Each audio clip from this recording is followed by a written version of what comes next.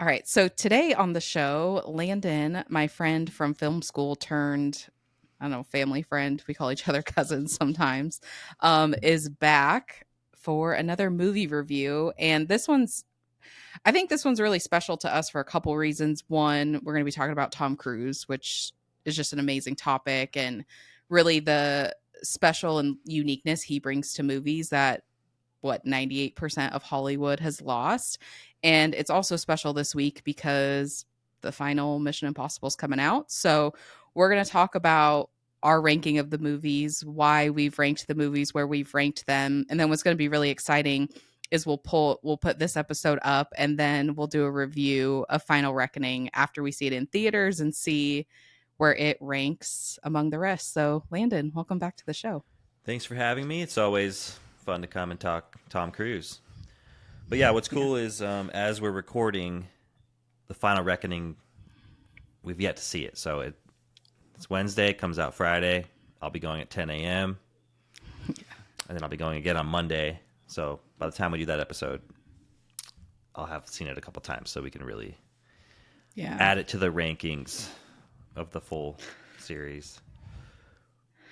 Yeah, it'll be fun too because Landon and I chatted on the phone quickly before we press record and kind of have a suspicion of where Final Reckoning might land. So it'll be interesting to see where we think it'll land Hmm. versus where it's actually going to land after Monday.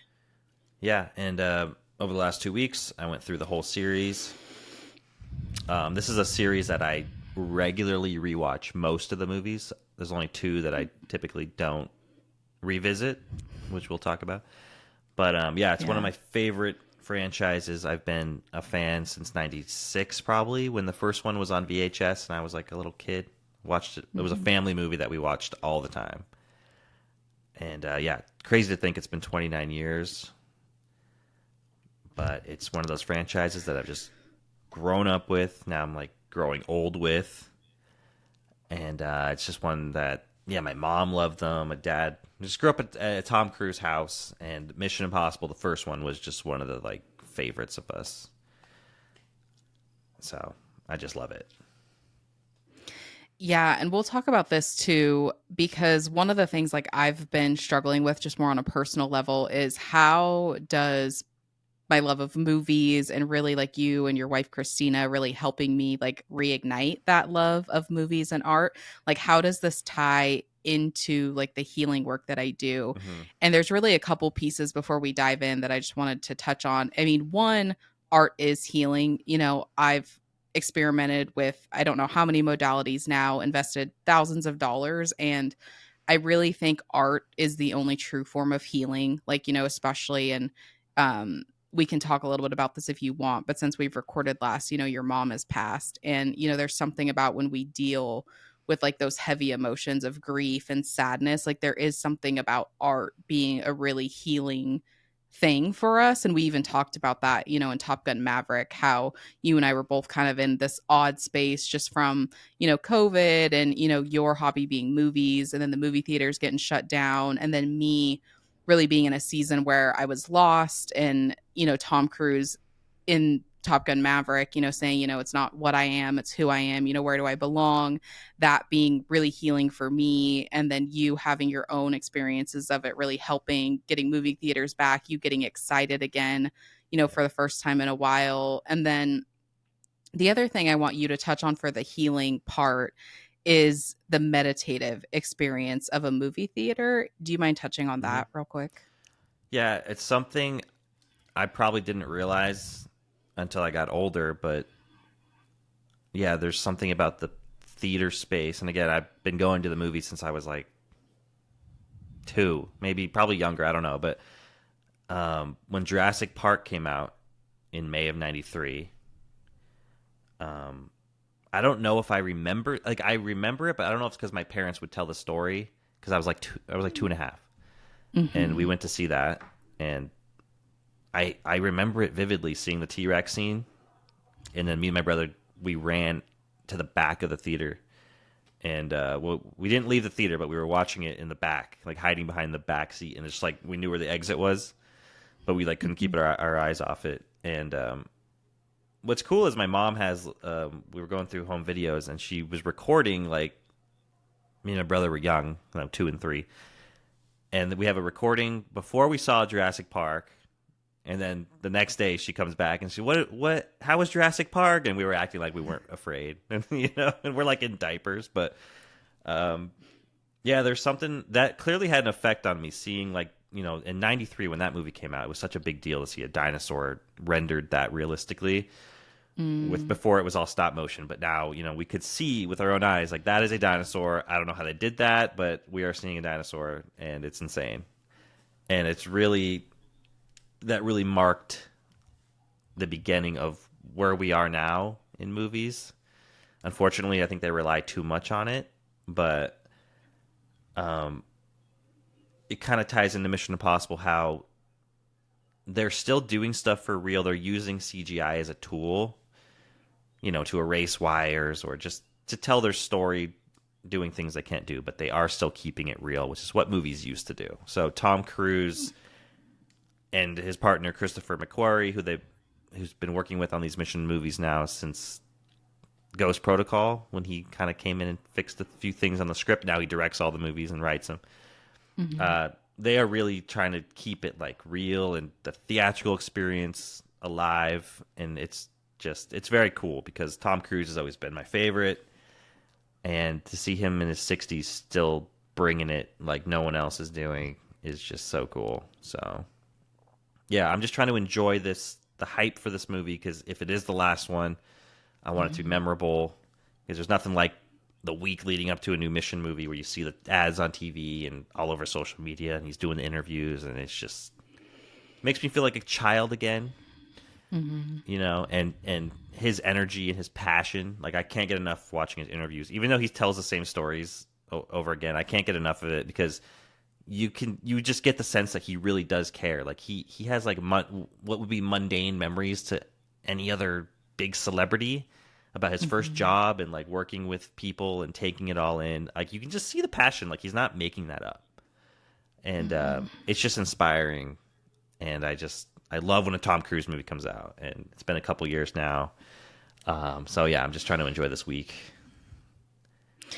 Yeah, and one of the other things that you really brought to my awareness, because especially as a kid, and then even when I got into the personal development space, movies were deemed a quote unquote like waste of time. Like there's better things you can do for your brain, blah, blah, blah. But really, the definition of meditation is to focus on a single thing for an extended period of Yeah. time. And when you brought it to my attention, when you're watching something in the theater, there's no dishes in the Right. background, there's no distraction. I Can think you, I'm like yeah. I'm annoying to be friends with, because it's not just, hey, do you want to put on this movie? To me, I'm like, well, what movie is it? Like, if it's a good movie, let's watch it at my house where I have the surround sound, big TV, like in a room. There's no like distractions. Because, when you watch a movie at a friend's house, there's a million things going on.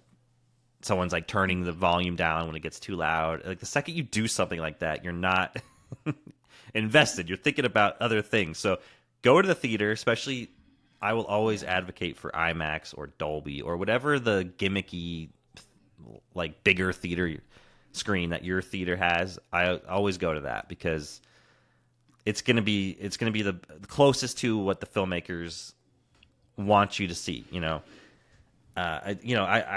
Going back to the last movie, the mission that came out, I saw it in IMAX, and then I took my mom, and we were supposed to go to a Dolby, and there was a problem with the projector, so we had to go to just a normal screen, and it was like not loud enough, not bright enough. Like it really makes a difference, especially because a lot of theater chains aren't investing in their regular screens, because unfortunately the theater chains are hurting because no one's really going. So if you go, like I just noticed when we go to regular screens, they're just, the picture's dim, or the sound isn't right, the seats are terrible. It sucks, but it's still like gluing you in a room that you don't have a lot of control over what's going on, and then if you experience it with an audience, and then they react a certain way. Like I do love seeing these movies when Tom does a stunt, and I like to hear what the audience, how they react, because they might not be as invested as I am and followed the behind the scenes, but when he does in the last one, he does like a motorcycle jump off a cliff, and then they purposely like took the sound out, if you remember, in that scene. Like when he jumps, the sound kind of goes away, and it's just him falling. And I liked hearing the audience is like, oh, whoa, and then it like hits you with that like wind sound that Tom would probably close to what Tom was experiencing doing this stunt. Yeah. So I enjoy that. I like to hear where they laugh, like because to me, it's like I watch these movies. I'm so invested in like how they're made, and I follow them on social media, and they film these movies for like 3 years. Like it's crazy. So to me, I'm like, I'm invested more than just going to watching the movie. I'm invested like years. So to me, it's like, okay, finally get to see what they put up on the screen. I try to pretend like I'm, was part of it, but Yeah, well, and even on that note, that was actually super healing for me too, is we were so isolated for so long. So, and I think we talked, no, we haven't, because this was after. I ended up going to see Top Gun and Maverick 9 times, and I think you landed at 10 or 11, right? I think the initial release, I think I was at 11 or 12, and then I saw it a couple times. They re-released a couple times, so I think I was at 15 total. Were you really? Yeah. Yeah. I think I made 15. I was like, I gotta get that 15, because what was funny is like when it came out, I was trying to. I had seen a movie 5 times. I think it's one of the Star Wars movies, and I was like, I gotta beat that record, and I ended up like tripling it. So I'm pretty proud of that. I don't know if it'll ever happen again, but Yeah. And that was really cool for me, because seeing it multiple times, obviously for me, it was with multiple different audiences yeah, and feeling the reaction of the audience for Maverick and those it was key like points. it was like addicting, because it's like you see it a couple times, and you're like, okay, I know what this movie is. Then I would take my mom to see it, and then you're listening to the audience. You could tell people are seeing it for the first time. And there was a couple times I went and I was like the only one in the theater, which was kind of cool in itself, because I'm like, I have my own personal IMAX and watching, one of the best movies ever. So that was cool. I missed that time. Well, and even on a cultural level, we were so divided on so many things. It was nice to have an experience where because you could tell for the most part, there were people of all walks of life Oh, yeah. coming together to enjoy that movie. And so that for me was really, I mean, that's part of it. I was in LA during the pandemic. They closed theaters for an entire year. And for someone like me, you don't realize how terrible that is until it happens, because you never think like, I'm not going to be able to go to a movie theater for a year or whatever. But yeah, it was rough. And Top Gun also was delayed a few times, because it was supposed to come out in 2019, and then it was supposed to come out in 2020, and then the pandemic happened. So I had been seeing, previews for Top Gun since probably the end of 2019, maybe. So I'm thinking, oh, can't wait. And then it was like delayed. And then when it finally came out, it was like, it reminded you how much you like love the movies. And obviously it's a sequel that had been, talked about for decades, and never thought it was actually going to happen. And it actually ended up being really good. So yeah, there was a lot of things, a lot of factors. And do you mind even speaking to that for a second? Because the movie was ready to come out in 2020, and Tom Cruise held it because he knew it was an IMAX experience. So can you even talk about his dedication to that and being willing to hold on it and not release it to because streaming? a lot of studios at that time were just saying, oh, we'll put it on streaming and theaters in 2021 specifically. And a lot of theater proponents like Christopher Nolan, Tom Cruise, and a few others had a problem with that, which is understandable. It also hurt the box office because people were just watching it at home. Yeah. So 2021 they were doing that, and then Tom held it because he knew that it was going to be it's going to hurt the box office if they did that. So that's why it came out 2022. When everything was kind of getting back, basically pretty much was back by then. And yeah, it was, I think, the biggest Memorial Day of all time. Am I making that up? One of them. I don't remember, because it passed 1 billion, right? Worldwide, I think it did, or it got close, but I think for like a domestic Memorial Day, I think it was one of the bigger ones, if not the biggest one. So I think Yeah. that's why this mission is coming on Memorial Day.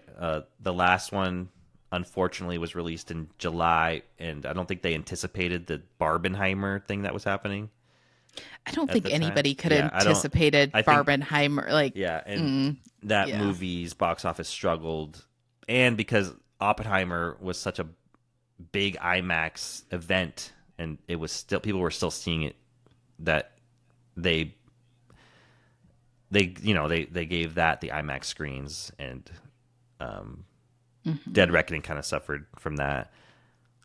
But now I don't think there's any other movie that's coming to IMAX this weekend. So I think it's a lot of an IMAX screens will be taken by Final Reckoning, which is cool because that's the way it was filmed and that's the way it should be seen to get that full immersion for these stunts that he's doing. Yeah. And before we start ranking the movies, the last thing like I want to talk about too that's been so helpful for me is there's this concept called neural coupling. And essentially when someone's telling a story or we're watching a story, our subconscious automatically starts figuring out how does it relate to us. Yeah. And so that's actually been a super cool process for me. Like as like I said, you and your wife Christina have really evoked this love of movies that I think I always had. I mean, there I say it was random that I ended up in film school, but now that like I feel like my personality's coming out, more and I'm reconnecting with what like I truly Mm-hmm. love. Like it was definitely always there, but that's been so cool as I watch these movies. It really can be a personal development tool of reclaiming the lost parts within us because if we connect to a character and we connect to a story, it's not coincidence, right? I mean, there's a reason, you and I didn't connect to the Barbie so much, right? Because there's just something we don't really relate to. Not we won't get too deep dive into that, but like, we just don't relate to it, right? So there's no connection there where and we'll talk about this more as we rank the movies, but whether Tom Cruise is playing Ethan Hunt or Maverick, there is this thing for me personally that I connect to because something that I've kind of lost in myself that I feel like I'm getting back is that Mission Impossible attitude because I felt like even in Maverick that Mission Impossible came through, right? Because there was a mission that seemed Yeah. impossible and Cruz was the only, or Maverick was the only one who could see how to not only fly that mission, but to get everyone out alive. And Yeah. so, even using this and the favorite characters to start just asking these questions, what is this character trying to show me? What lessons do I have to learn from this movie and this character? Because I think what we forget, especially someone like Tom Cruise, we're watching people create an art and they're at the top of their game. So they've had to overcome a certain level of their own bullshit to get to the top of their game. And that's what I think is Yeah. so powerful about these movies is how powerfully Tom Cruise the man also Yeah. comes through these characters. Well, these movies, especially the last, what are we at, 8? The last 4 specifically are so Mhm. much more than just like a movie. There's so much more. It's literally, they start making these things without a finished script. They just have like stunts that Tom wants to do, and they kind of work around a story. So it's really an impossible mission making these movies. Like it really is. And I think Tom just challenges himself in such a way that no one else does. And the Mhm. satisfaction he must get when he premieres these movies must be so like insane. But yeah, there's a it's funny when I watch these movies and they call him Ethan because I go, oh yeah, he's Mhm. playing Ethan because I'm always thinking I'm just watching Tom do Yeah. his thing. It's like, oh yeah, Yeah. he is playing a character. It's not just Tom Cruise, but there Mhm. is the veil is very thin on Tom Cruise and Ethan in these movies. I got to be honest with you, that is one of the main reasons I love these movies so much is how thin that veil Yeah, is. it's not something you ever see. Like you watch a Marvel movie, you're not like, okay, that's Robert Downey Jr. Getting hit by an alien and getting thrown into a taxi cab. Like it is a movie. These Yeah. movies, you're like part of the thrill is like what's Tom doing now? Like we're experiencing him do something crazy and trying to outdo what he did last time, and then Mhm. they weave a story around it. Mhm. So Oh, it's special. It's a special thing, and I just hope audiences appreciate it because when it's done, we are gonna feel it. There's no one else that's gonna do anything like this ever again. yeah.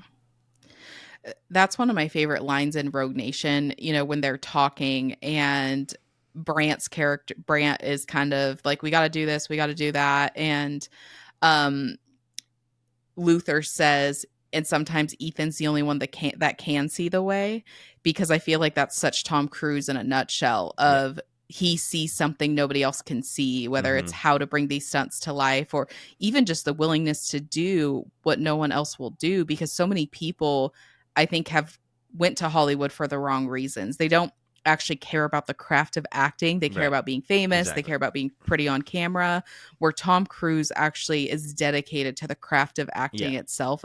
He not just Yeah. acting though, the whole experience. Like he talks about lighting, he Yeah. talks about lenses, he talks about production design, every aspect. He like Tom Cruise can shoot a movie. He can be a Mhm. cinematographer, he can be a director.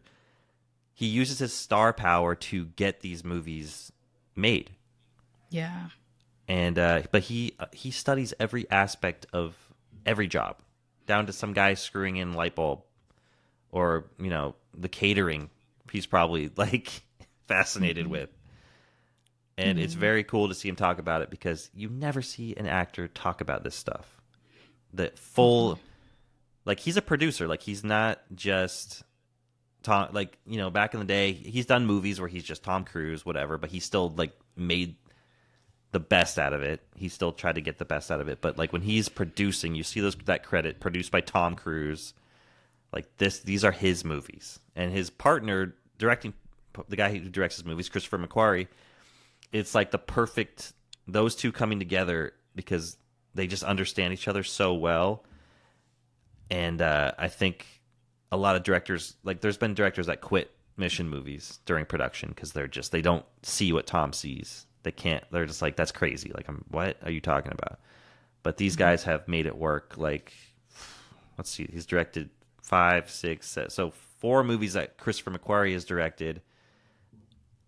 They have a very, like, they feel like Tom's movies, like these last few, and I think that's just the partnership between these guys is like, it's very inspiring to watch. And then even when Tom is interviewing and Chris is there, he'll like shout him out, and there's just like a bro vibe that you know is it's just cool to see. It's like it's just we're witnessing a classic Hollywood pairing that there was a lot back in the 70s before my time. I didn't get to experience them while they were happening, but this is like a real one that we're witnessing. And history will tell a crazy story about what these guys accomplished in their time together, and I'm sure they still have a lot more to go Mhm. outside of Mission Impossible, whatever crazy stuff they come up with. Mhm. Yeah, even I was watching some behind the scene clip of just another Hollywood guy asking Tom about the when he's hanging off the plane in Rogue Nation, and he's saying, he's like, well, I went to the safety guy, and he said that safety guy said we can't do it, so I fired that safety guy and I Yeah, got a new safety guy, just stuff like that to really yeah, it's being all dedicated, it's bring that it's like vision. beyond dedication. It's and he's putting Mhm. himself on the line. He's not asking anyone else to do these things. He's just asking for what is it? He's just asking for their like participation in his The support vision, and like, the support. Yeah, yeah. Yeah, he's not. No, that's, I mean, one of the things I respect about him is, he's not using stunt doubles yeah. and Like he's not even, he's not putting some stunt guy's life in danger, asking him to do the crazy things like some stuck up actor might do. He's Mhm. like, no, like I'm doing this. They're gonna see that. Like he likes to talk about seeing like what his face distorting, whether it's wind. Like he's like, I want audiences to see that this is my face distorting, like it's me, like I'm doing this. Mhm. Mhm. And I don't know. I think that's so cool. Like he's not some vain actor that's like, oh, I don't want my face to look like that. You probably hear that a lot about like sex symbol actors. Like I don't want my face to look Mhm. like that in a close up. Are you kidding me? Tom's like, I want my face to be like. So when I see that, I go, hell yeah, that's so cool. Like they were able to pull that off, and that's Tom, and that's his face contorting. Mhm. Like the G forces in Maverick was a big reason why he wanted to shoot in the jets, because you didn't get it in the first movie because they didn't really figure out how to shoot in the jets without making it not look sexy or whatever. So they did that movie on like a gimbal, But Mhm. Top Gun Maverick, it's like you're seeing the G forces like react to them. It's pretty cool. Yeah, and to be fair, when they filmed the first Top Gun, we didn't have the technology we do now. So even being Well, able to I put think those they cameras they in the did do it, but the actors were like, they didn't prep them like they did for Maverick, so they were just mm. like fainting and it was, you know, Oh, it, uh-huh. so but yeah, that's something that Tom says too. He every movie he makes, he's trying to learn how to do it better next time. And he was, Yeah. a young, he probably didn't know too much back when he did the first Top Gun. He was just 26 or something. But Hmm. I'm sure he was always thinking about it. Like, what if we did another one? Like, how would that look? Can we really Yeah. go up? And then the progression of his movies, like you look at Fallout, which was Mission Impossible right before Top Gun. He flew his own helicopter. They figured out Mm. rigs how to put the cameras in there so you could see that all around the cockpit. And I'm sure he was always thinking like, okay, this is how we can put these cameras in the jets if we do a Top Gun. Like he's always thinking the technical things to Hmm. improve and expand on what they've done before. And that's why these movies do have like you know, an Hmm. upkick where in what's possible, and then the tech changes, and he's very aware of what the tech is doing, what the new cameras can do, and it's just fun for me because I'm like a nerd about this stuff. I like to see like what they shot it with, how they used it in the different sequences, like the progression of the cameras that they used. Yeah, it's very cool. If you're a movie nerd, I know some people go see these movies and they're too stuck on like what the plot is or how that's how would he survive that? And it's like you're not thinking about like these are more than just movies. Yeah. But if the average moviegoer, you know, they don't spend enough as much time as I do on this stuff, like studying Hmm. and obsessing over it. Like even like my wife was laughing because I was rating his haircuts in all the movies because I'm a Oh, Tom Cruise guy. So throughout the years, yeah. I'm like, oh, his hair looked cool in that movie. Oh, his hair was like long in that period. And Hmm. then the Mission Impossible, you kind of get all of them. You get all the phases of Cruise's hair. So we're like ranking his hair, which we can talk about too. Yeah. Yeah. So I added one more thing we should rank that we didn't talk about. So before we dive in, we'll rank the movies. Hmm. We'll like get all the movies ranked. We'll rank the hair. But then I want to, this is not so much of a ranking, but I want to talk about, after we get through all the movies, I want to talk about your favorite stunts, my favorite Yeah, I've stunts. been thinking about him for sure. Yeah. Yeah, I figured. The last thing before we get into ranking the movies, the last thing that I want to encourage people, like as you're going to watch this, or even if you listen to this episode and feel inspired to go back and watch all the Mission Impossibles, one of if you get into personal development, like the basic personal development, one thing that people will hear is like your questions determine the answer. So if you ask shitty questions, you get shitty answers. If you ask good questions, you get good answers. Because the thing that we miss a lot is our brain, and now we almost have real time feedback of it. Our brain actually does work very similar to Chat GPT. Like Hmm. depending how we prompt it is going to determine the answers that we get. And that is the most powerful thing I've learned from Ethan Hunt and Tom Cruise and even Maverick is they're not saying this mission is impossible. He's like asking, how do I make this possible? How do I Right. get it done? And so that's really something I just encourage people to do while you're watching these movies in your own life. Like, if we take the definition of impossible, there's probably only 1% of things in life that is actually impossible. Flying without a parachute, like gravity's going to get you, right? Like, that's something But there's that still there's still a solution. there's still, yeah, You know, exactly. it's Hmm. it's crazy. Like, okay, we can't fly like Superman, but you could Hmm. get in a plane. You can get a parachute. Like there's ways to like get around it. And I think that is what these movies kind of inspire. Hmm. There's a solution to the impossible. Hmm. You know. The question really becomes, and I think Cruz and Ethan both do this so beautifully, are you willing to do it? But don't lie to yourself that it's impossible. Hmm. Like, just be honest, and we'll talk about. like Rogue Nation, but in the swimming scene, it wasn't impossible. Just most people aren't willing to do that or go to that extent to Yeah. get it done.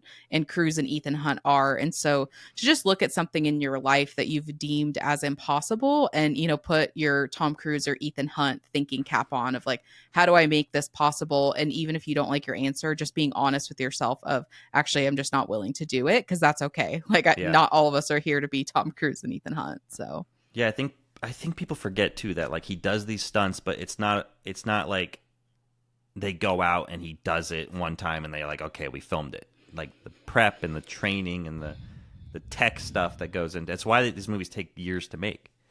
mm-hmm. It's crazy, but they figure it out. Mm-hmm. Just much like the IMF team does in every movie. Like Mm-hmm. I love in Fallout. They're like, how? What do you mean you're gonna get the bomb? How? He's like, I'll figure it out. He's flying a helicopter they just stole, and then he's like, I'll figure it. And like that's like not just the movie, but that's how they made the movie. Yeah. So I love that little glimpse of that. It's just like they just own it. Like, yeah, we'll figure it out. Mm-hmm. And then Yeah. Luther's like, he's gonna do it. Like he's Yeah. it's good Yeah. stuff. Yeah. Well, so without further ado, should we rank the Mission Impossible movies from? Yeah, we'll go. We have not seen Final Reckoning. We'll come back Yep. after a couple viewings and we'll talk about that one. But yeah, this for right now is Mission 1 through 7. Yeah. So do you want to lead us to what our last place contestant is? Let's talk about all the movies and we'll go from, I guess, top to bottom. Oh, no, bottom to top. I'm thinking bottom to Bottom top. top. So I think I think we have the same list probably. It's probably pretty close. We do. Yeah. Um, We weren't going so at to, the which bottom, we will which talk I think about. anybody that you talk to about Mission Impossible will have the same answer, and that's Mission Impossible 2. And I'll these movies have been in my life since they've been released, so I will talk about my memories of these films. And I do want to, even the ones I don't like as much, I will say one nice thing, or or something that something good that came from them, even if they didn't quite stick the landing. So Mission Impossible 2 came out in 2000. I believe it was May of 2000. I think they tried to get these movies out in May. Anyway, I remember this was the first PG-13 movie that me, my brother, and like his friends were able to go see like by ourselves. And I'll never forget going to the theater and being so excited about that. I was only 9.5 or something. And it was just me and my brother and a couple of his buddies, and we just saw Mission Impossible 2. And it was great. It was the experience of it was great. We felt like we were big kids, and we were seeing this action movie, and it was Tom Cruise. And the one sequence I remember actually watching, and it was funny watching it again because I haven't seen this movie that many times. But there's a scene like in the middle where Luther's in a van, and the van blows up, and it kind of suggests that he might have not made it out. Do you remember that part? Yeah. And me and all the guys went, no, because we thought Luther died.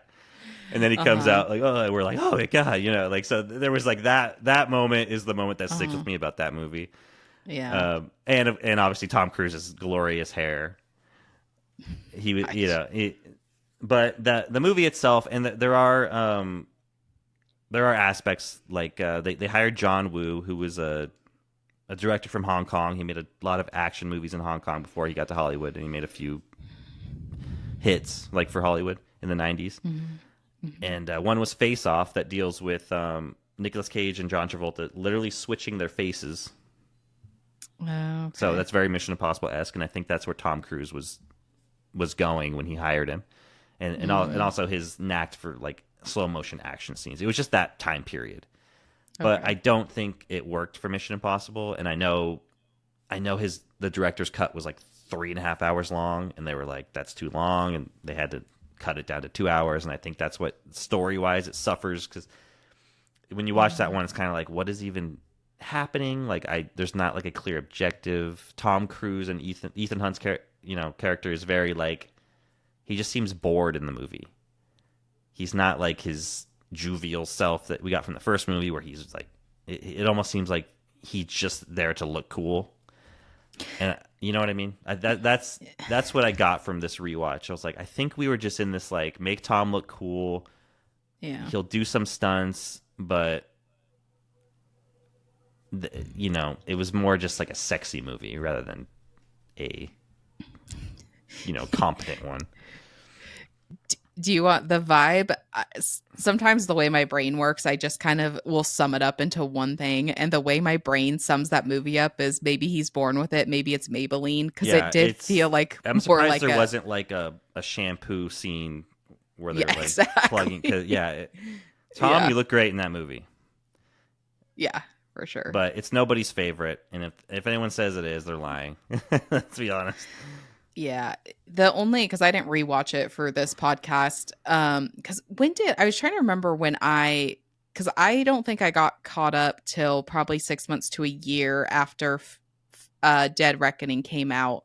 And I really got caught up in wanting to see Final Reckoning in theater. And it was just like the two things that's when you talked about Luther in the van, I remember that. But the color and then the weird like feeling of it, and then I'm just like, okay, I'm just watching this to get through it, kind of, Yeah, it's through the years, I'm sure I had seen it again, but I just every time I watch it, I go, oh yeah, this is why I don't watch this one. It just doesn't have Yeah. what the first one had. Like the first one is such, it's De Palma. We'll get into it when we get on the ranking, but that's Yeah. two.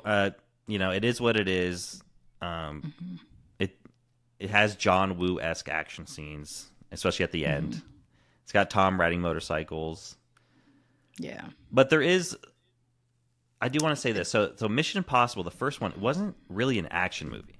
It was an espionage spy thriller Yeah. that had, like one action scene at the end, but it wasn't Ethan shooting guns at bad guys and going in slow motion and looking cool. And I just think it was such a departure in the second one to go from that it almost didn't feel like it was the same like universe. Yeah, and we'll talk about it, but because you and I almost even talked about not even putting the first one in this list Yeah, because the it first is one so. stands alone. Like I Yeah. love Brian De Palma, the director of Mission Impossible. He made smaller movies. Mission Impossible, I think, was his first like big movie, and I think it was the biggest box office hit that he had. But Okay. Tom Cruise selected him because of those films that he made. And he Mm. let Brian De Palma make a Brian De Palma movie, which is why the first one is so great. That's why I love it so much. I think if people get into the series now, they'll see that one as like a lesser mission movie, Yeah. just because it is like pretty chill compared to the other ones. But I mean, as a Brian De Palma movie, I mean it's top notch, and I hope that people will give it a second chance if maybe they go, I saw it, not my favorite, whatever. I hope it will get a second chance because Mm-hmm. it is. And when it came out, it was a huge deal. I mean, you think of like the big stunt that they would talk about in that movie was Tom going down on the wire. Mm-hmm. And then when you see like it's just from now, people are probably like, okay, whatever. But if you watch the behind the scenes, like they couldn't figure out how to make him land like that without hitting his feet or his head on the. And then he figured out to put coins in his shoes, and then they got that shot where he's like perfectly, and you can see like they probably cut right before he broke, but like it is quite a crazy stunt, especially for Tom at that time. Wasn't really known for doing stunts, it was still Mm-hmm. early in that phase of his career. Mm-hmm. But yeah, so we talked about two, and of course I'm Yep. going off on one, but the next one on Yeah. I think both of our lists is Mission Impossible 3. Yep. In Mission Impossible Mm-hmm. 3, another story going back to my personal experience with it was I was 15 when that came out. I was completely excited for this movie. I went to the theater like, I don't know, a day before. I got the tickets, brought them to school, was like, I'm going to see Mission Impossible later. It was the same thing. It was around May, so it was the end of my sophomore year. Okay. And I was like watching the trailer on repeat. I was super excited for this movie. It looked like it was going to be a good sequel to the first movie that at that time it was only 10 years, but going from 5 to 15 feels like a lifetime. I felt like I was waiting for this movie my whole life. Yeah. And then it came out, we went to see it, and I was extremely underwhelmed, which is so funny to think about because if you watch that movie, it looks like it would be a 15-year-old boy's dream. because it's very frenetic and the action is crazy and it's Tom Cruise looking awesome and doing cool stuff. But for some reason, I was like, huh? Like I was very like let down, and I went to see it again with my dad and was trying to like it. Yeah. But there was just it just wasn't. I think it just wasn't Mission Impossible. I don't know. Like it's definitely better than two if you're watching them now. And there's a lot of people that love this one, which is fine. But to Mhm. me, it's just too stylized. There's too much CG explosions. It's like a cartoon. And I think Mm. I'm always comparing that first movie that's just people Yeah. and camera techniques that are done for real, not just relying on like CGI missiles and helicopters and stuff. So Mm. that's what three brought us, and it's J.J. Abrams' first like directorial feature. He was mostly known for writing scripts and doing TV shows at the time. Mhm. But yeah, I just watching it now too. It's almost like headache inducing. Like the camera's just all over the place. There's like lens flares. It's just too much. Mhm. Too much. Well, and even for me, there's kind of two things. I wanted, even it's weird because you and I watched these movies almost decades apart. Hmm. And for me, I wanted to like it because I grew up in the Hunger Games era, and I actually did like the character that Philip Seymour Hoffman played Oh in yeah, Hunger Games. I would say so. A lot of people talk about Philip Seymour Hoffman in Mission Impossible 3. That's like the one highlight, and Mm-hmm. obviously he's like chews up the scenery with the opening scene, and then we come back to it later. Mm-hmm. But yeah, I mean, and what's interesting too is I told you about that movie Magnolia that Yeah, Cruise I was in. watched it. Cruise Yeah. and Hoffman are in that Mm-hmm. movie together, and they have like scenes together. And this is '99, but Tom Cruise is the one chewing the scenery in Magnolia. So now it's Okay. like flipped, where Hoffman's giving this crazy like monologue, and but it's cool to see them, reunite Mm-hmm. in a much different movie years later. Well, and for me, like, because I can be kind of wishy washy on a movie. And we talked about this, but I thought our friendship was going to end because I wasn't sold on Lord of the Rings until the very end because Hmm. the payoff was so good.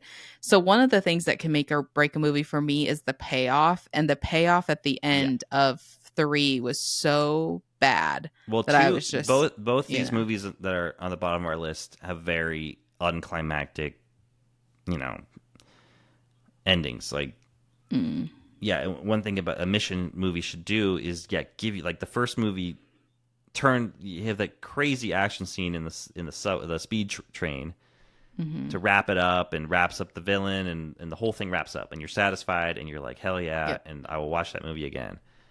And then hmm two, you're like I don't even know what the hell I just watched like. Yeah. And then three is Maybelline. like they literally they're after this thing the whole movie. I mean, like people are dying for whatever this is, and in the end they have no answer for what the thing even is. And to me, I think that's why I was disappointed as a kid because I felt like I just ate a bunch of fast food. It And you're was like still fun, hungry. and then at the end, yeah, you had no nutritional value whatsoever. And it's That's a funny I good metaphor. recognized that at that time. I was getting into movies more at that age, hmm so I think just subconsciously I was like I knew that was just bad writing. Like I wasn't Mm, satisfied, yeah. and it's one that I think I saw it again trying to like it, and then I just like never watched it again. Yeah. You know what I mean. And then when you watch it now, I go, okay, I remember why I don't watch this one. Mhm. It's empty calories. We'll just say that. Yeah. Before we move on to the next ranking, though, I did actually want to talk about my favorite scene in this movie. And the reason it's my favorite scene is because I like people that can live in the gray area a little bit, that can understand that they can be given orders that they know are wrong and they still choose what's right. And so when Tom Cruise or Ethan in the movie is like kidnapped, you feel like there's no way out, and that guy helps him Hmm. escape. That's my favorite scene because I think there's just this, Ethan is the good guy, and so I love the fact that there was someone that even when it looked like there's no way out of this, because I think they say that in Harry Potter a little bit too, and even Lord of the Rings. Frodo couldn't have made it without Sam, and even with the team, the reason Ethan can do what he does is because of the support that he gets. And so I actually did really love that Right. scene in the third one. Yeah, that's another great thing about these movies, and it really gets more into it in like the Hmm. newer ones, and even bleeds into Top Gun. Is Yeah. like he's always talking about the crew, how important the crew is to the whole thing. Like it's never just a. I feel like two was and three were too much about like, oh, Tom Cruise is the guy, Ethan's the Yeah. guy, but like he really makes it. And again, when he says this as Ethan, I feel like he's talking to the crew of the movie because he knows Hmm. he can't do it alone. Yeah. And so next, the next one on the list is Dead Reckoning, right? Would you agree? Hmm. Hmm. Which was the last one that came out and part one of the newest one that's coming out. Honestly, the only reason I would slightly rank I put Dead Reckoning next. The only reason I would place it slightly above is I do like the team in Dead Reckoning better than the next one we'll talk about. But Mm-hmm. I would rewatch the next one we'll talk about more than Dead Yeah, Reckoning. So well, yeah. before I watched Dead Reckoning again, I was thinking I would put it above Ghost Protocol. Mm, But after watching them all, I'm like, okay, I can't do that. Like, Ghost yeah. Protocol's better. Um, Dead Reckoning was shot during the pandemic, Yeah. and it feels like that in a lot of this movie.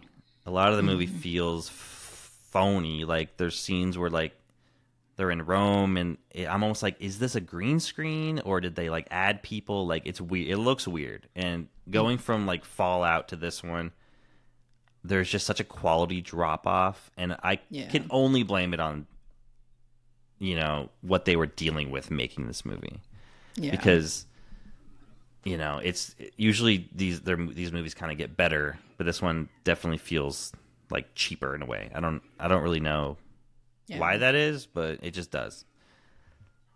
Still a lot of good stuff in it. I will say I love the scene where he's trying to run. It's in Venice, and he's trying to run to save Haley Oh, Atwell's character. Grace is yeah. her name.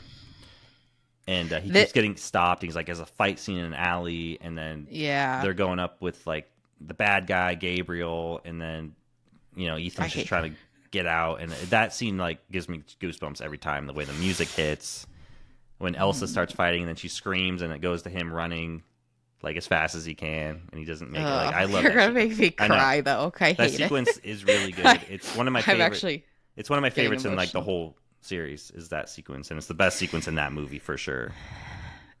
I couldn't believe how stressed out I was watching that I scene. I know. mean, the way they filmed it and honestly, when I watched it the first time, you really have no idea where it's going to go. Like I Hmm. know they kind of previewed how it was going to go and you can talk about that. How usually if a character dies, there's kind of Yeah, a, they were definitely kind of foreshadowing it. And again, watching Fallout again, I was like, oh crap! Like they're having this scene because what's going to happen in the next one? It mhm, definitely hits harder for in both movies because of that. mhm. But yeah, that's my favorite. That's one of my favorite scenes in all the movies, and it's definitely the best scene in this movie. It's a good it's a really good. I don't like it. Yeah, how do I it's say it? it's bittersweet Yeah, because you go, okay, for sure. that was a great dramatic scene, but then Mm. you hate it for like what happens to a certain character. Which is aside from I love all the characters, but and we'll talk about this more later where this character is a little more relevant, but you and I have talked about so many of the good female characters now are just men. Like they've made these Yeah, female characters, and so the fact that Elsa and even oh my god, what is Haley Atwell's character's name in that movie? Grace. Grace, that's right. Um, they're actually feminine, and they're actually Right. female characters, and they're Yeah, strong female that's one thing characters. this series does well is they give us great female characters that are Hmm. believable that they can do the things they do, but they're also vulnerable Hmm. in the ways they should be. And I love that Grace. I actually love that character. The more I watch the movie, I do love that character more Do you? because I like that she like doesn't drive good. It's like a great, Oh, and then I like that they use it like she runs away from Ethan, and she steals a car and she crashes into a bunch of stuff, and Ethan actually uses what she's hitting to know where she is. I thought that was cool. But I also like that she's not just, because sometimes Hollywood loves to make, they call it a Mary Sue, which can be a boy or girl, but they love making female characters that are just good at everything, and then you end up feeling like, it's not real. Like you end up like Rey from Star Wars is a good example. She's just good at everything. She's good at the Force without any teaching, and it just becomes, it doesn't feel like a real character. But they give these female characters real depth. Like Ilsa's arc between the 3 movies is really great. Yeah, she can fight. She's MI6, but she never makes a joke out of Ethan. Like they never try to be like, oh, she's better than Ethan. They're like on the same level. But again, yeah, they can still be feminine. They can still wear beautiful dresses and show off their femininity. Which a lot of Hollywood stuff nowadays, for some reason, women can't be beautiful. Like they just, it's just they Tom Cruise and company nailed their female characters. Like they did a really good job with them. Well, and people don't like to talk about this, but all humans have primitive instincts. Yeah. And, biologically, women are prey, men are predators. And so men have their brute strength. Women have manipulation as their survival If you notice tactic. this too, another thing I hate is when a skinny little female action hero is punching 6'5" guys in the face, and they're just like, if you look at how Ilsa fights, she uses her entire body weight to take down a goon. She'll wrap her legs around and throw him with her legs, which makes sense. She's not just knocking out guys that are twice her size. Because women have, so I love that. And she'll choke dudes out with her legs, and it's just they think about this stuff. They actually think about it, and it makes for an interesting fight scene. And I've never done jujitsu or anything, but I listen to Rogan, and I've heard Rogan talk about it. A 5'3" woman can take down a grown man, but it's how she does it. But and also, these movies, there's always multiple dudes they're fighting, so it gets a little ridiculous when some 5'3" girl is on her 6 foot bad guy who's just waiting to get taken down. It's but these movies do a good job in making it feel believable that they can hold their own. You don't second guess it. No, that's what I like about it, is they actually let him fight like a woman would have to fight, and it makes it more believable. And that's when you talk about the Mary Sue characters, we want to see characters overcome something. Even one of my favorite female characters, it's animated, but it is Mulan, because we had to watch Mulan overcome this inner struggle. Well, back then they used to write characters. They used to actually give a character an arc, unlike now. But Mulan's great. I mean, that movie's fantastic. Not the remake, the original cartoon. Yeah, and even though this is a superhero movie, when you talk about Mary Sue characters, the one that always comes to my mind is Brie Larson's character. And anything from the Avengers. 2010s on that comes out of Hollywood seems to do that. But but I also love that. So Grace's character, she doesn't fight. That's not her character. She's not trained in any kind of martial arts. So she's uses her wits to get what she wants. But I like that she's vulnerable, and she does this whole thing with the mask at the end. And then when Cruz finally comes in and saves her, he goes, "Are you okay?" And she kind of goes no, she's messed up. I like that, because it's women are allowed to be vulnerable. And I feel for her, and it's that's not her. She's not an action hero. She's involved in something that's out of her depth. She's a thief. Yeah, I think they did a good job with her. They didn't just make her a new Ilsa. She's her own character. She has her own strengths, her own weaknesses, and those are things I like about this movie. This movie isn't terrible. No, thank you for putting it that way, though, because I did really, because, then he even saves her on the train, and she's still very unsure of, she does feel very you scared. Just do not see this in Hollywood movies now. Oh, she's a woman. They're not allowed to be scared. They're not allowed to be sexy. They're not allowed to love men. This, and then it's okay, well, that's not realistic. she has her own strengths, and I'm sure in this next one she will use more of those strengths as a member of the team. Mm-hmm. Um, but yeah, she's a really good, like, I do like her character a lot. I think she's a good addition to the crew.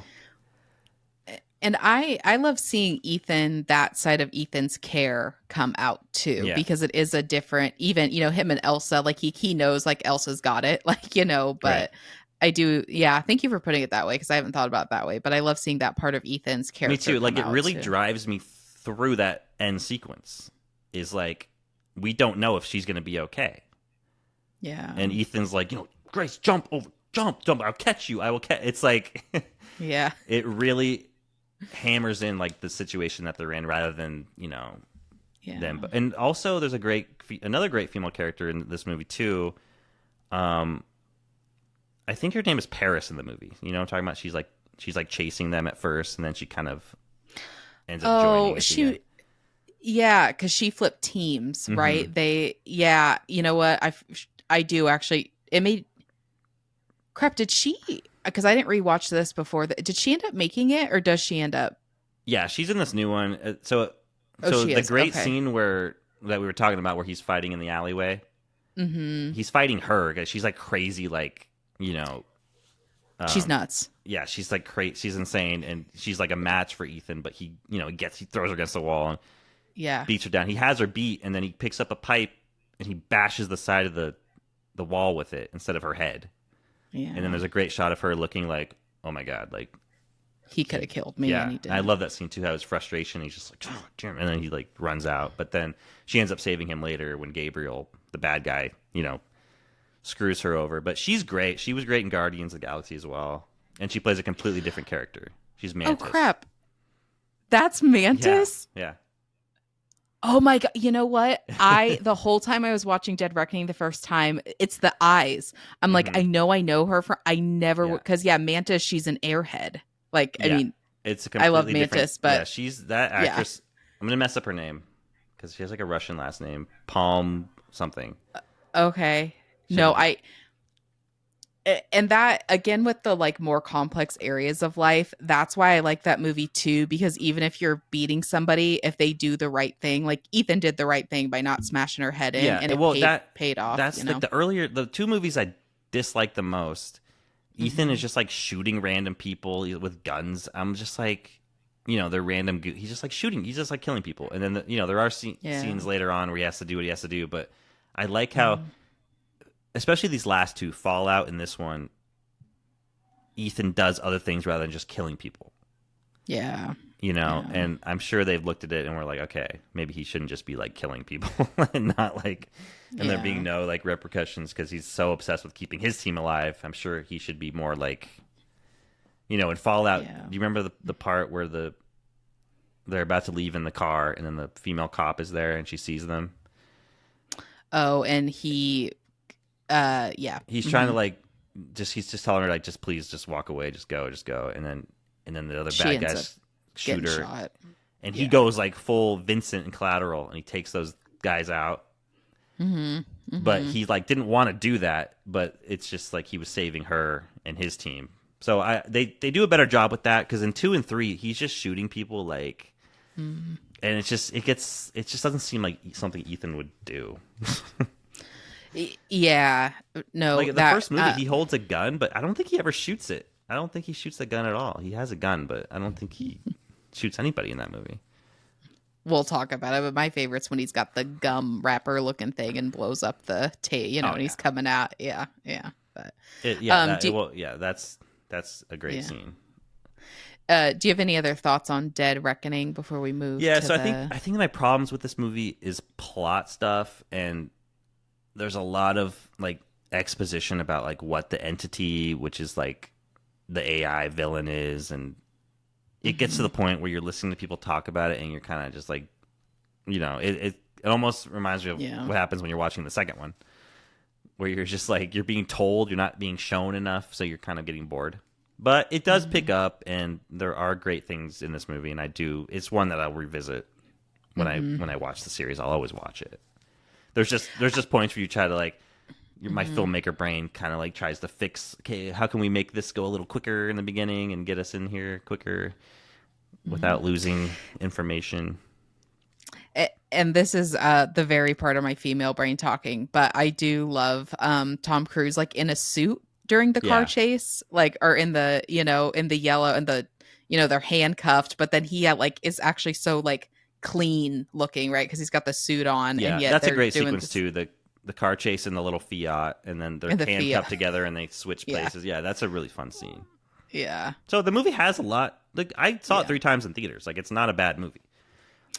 Oh, I just we think should. pacing wise and editing, I think Mhm. could just kind of clean up some stuff. But Yeah, we should talk, or we can talk about this when we talk about the stunts. But the motorcycle off the cliff is yeah, the pretty. motorcycle off the cliff was the big selling point of this movie.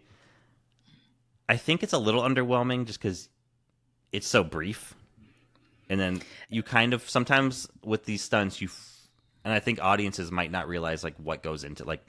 I think he did it 8 times, so that's 8 motorcycles that are crashed. It's Mhm. he trained for months doing on a wire and all this stuff, Mhm. and I love the shot when again we're talking about his face distorting.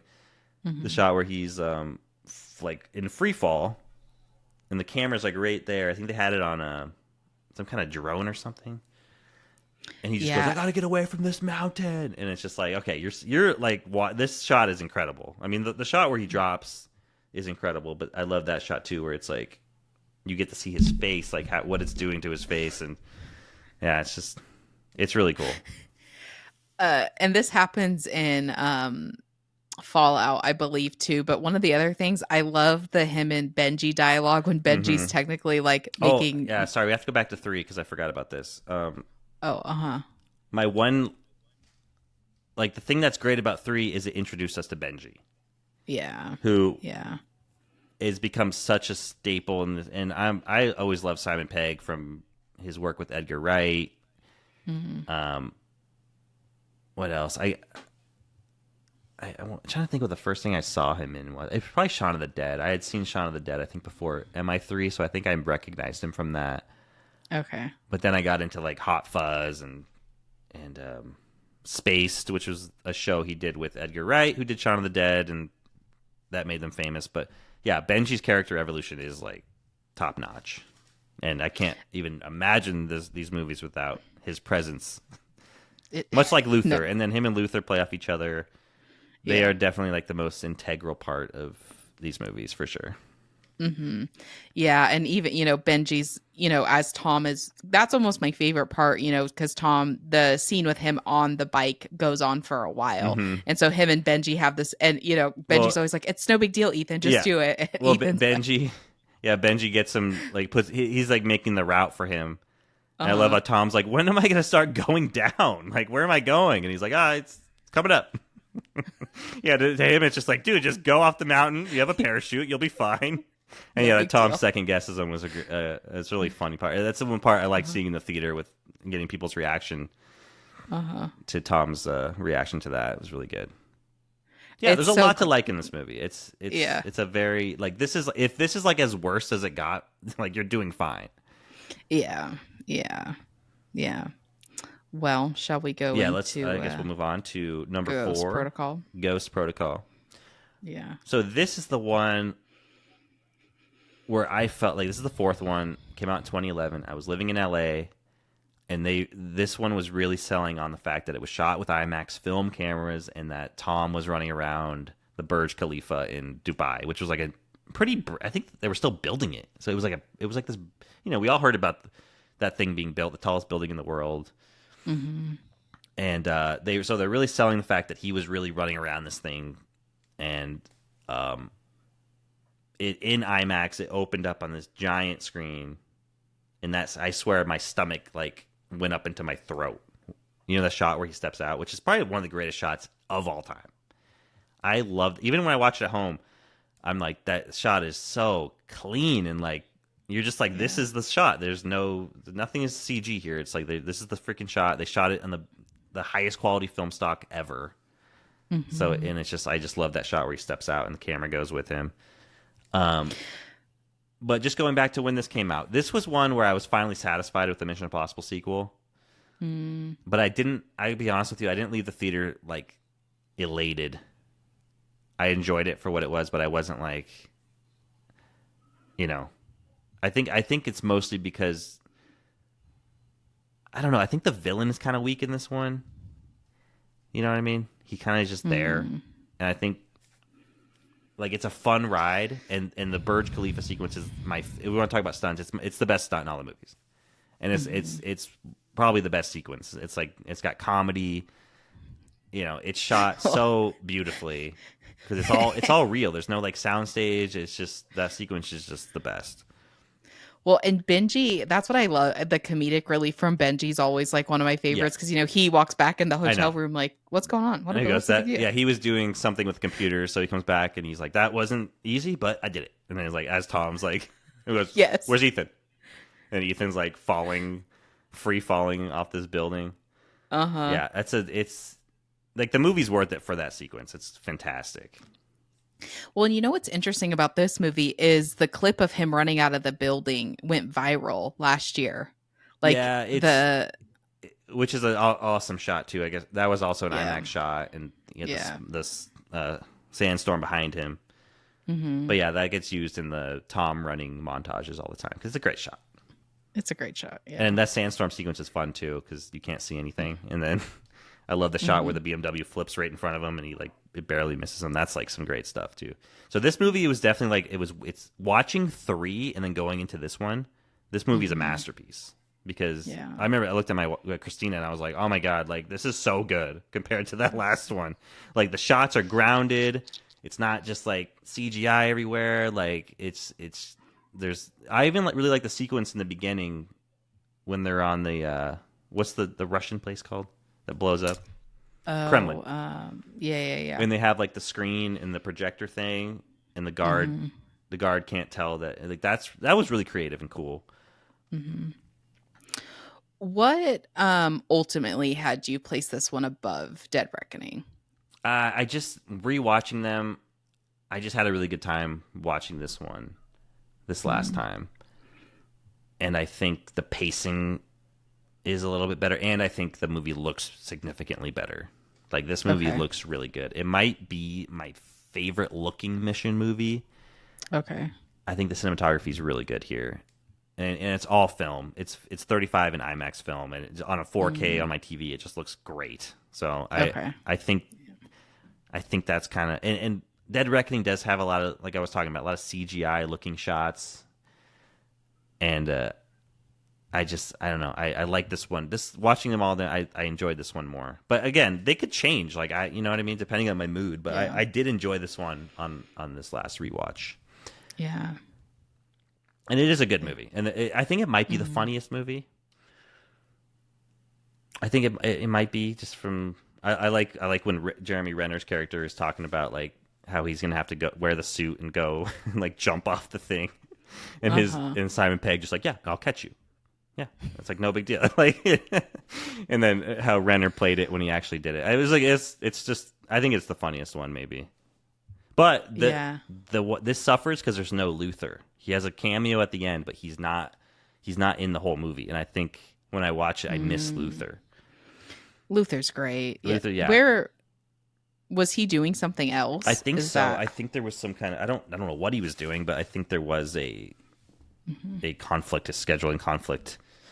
But and then what's funny is in the next one, him and Jeremy Renner have great rapport. I think Oh my. anyone can work with Ving Rhames. I think he's just that good. He can Uh-huh. play off anyone. Everyone just has great chemistry with him. Oh, he's definitely one of my favorite characters. Yeah. Well, we were saying this time, I was like, we're watching 2 and 3 for Luther specifically. Yeah, yeah. But It's I am the, glad he has a cameo at the end because then you can say, okay, he's in all of them. I do too. Yeah. And even just that, again, back to Tom Cruise, like his team meaning something, like making sure Luther, he's still part of the team. Yeah. He's still, yeah. Yeah, it's nice they got him in there. But so this is the first one that Christopher McQuarrie was involved in. I don't think he was credited as a writer, but Tom knew him from a movie they did in '08 called Valkyrie that Christopher McQuarrie wrote on, which is a cool movie. It's Mission Impossible with Nazis, basically. And it's the true story of how they tried to assassinate Hitler. It's very good. And it has Mission Impossible DNA all over it. Okay. Okay. You got to check it out if you're a Tom Cruise fan. You got to see Valkyrie. It's a kind of a different role for him, but you know. Mm-hmm. But so Christopher, they were having troubles with the script, I think, and I think he just remembered Christopher McQuarrie from that experience, and then they called him up and asked him. And Tom has a funny story about the scene with the gloves. Remember the gloves that he uses to stick to the building Oh, on the Burj Khalifa?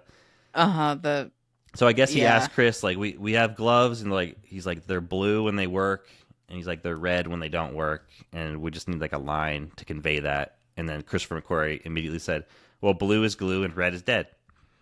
And that's like the funniest joke in the movie. Uh, you know, it's interesting. I was rewatching just some of the behind the scenes on the Dubai scene because it Hmm. is so, and even just Tom Cruise having the time of his life running I around know, this and house everyone building it. everyone It's else is just, like crapping their pants because they were working with yeah, this in the 100-something floor, open window, and he's just out there. Simon Pegg said he would just come in, and Cruise is just like running around the building like it's yeah, nothing. yeah.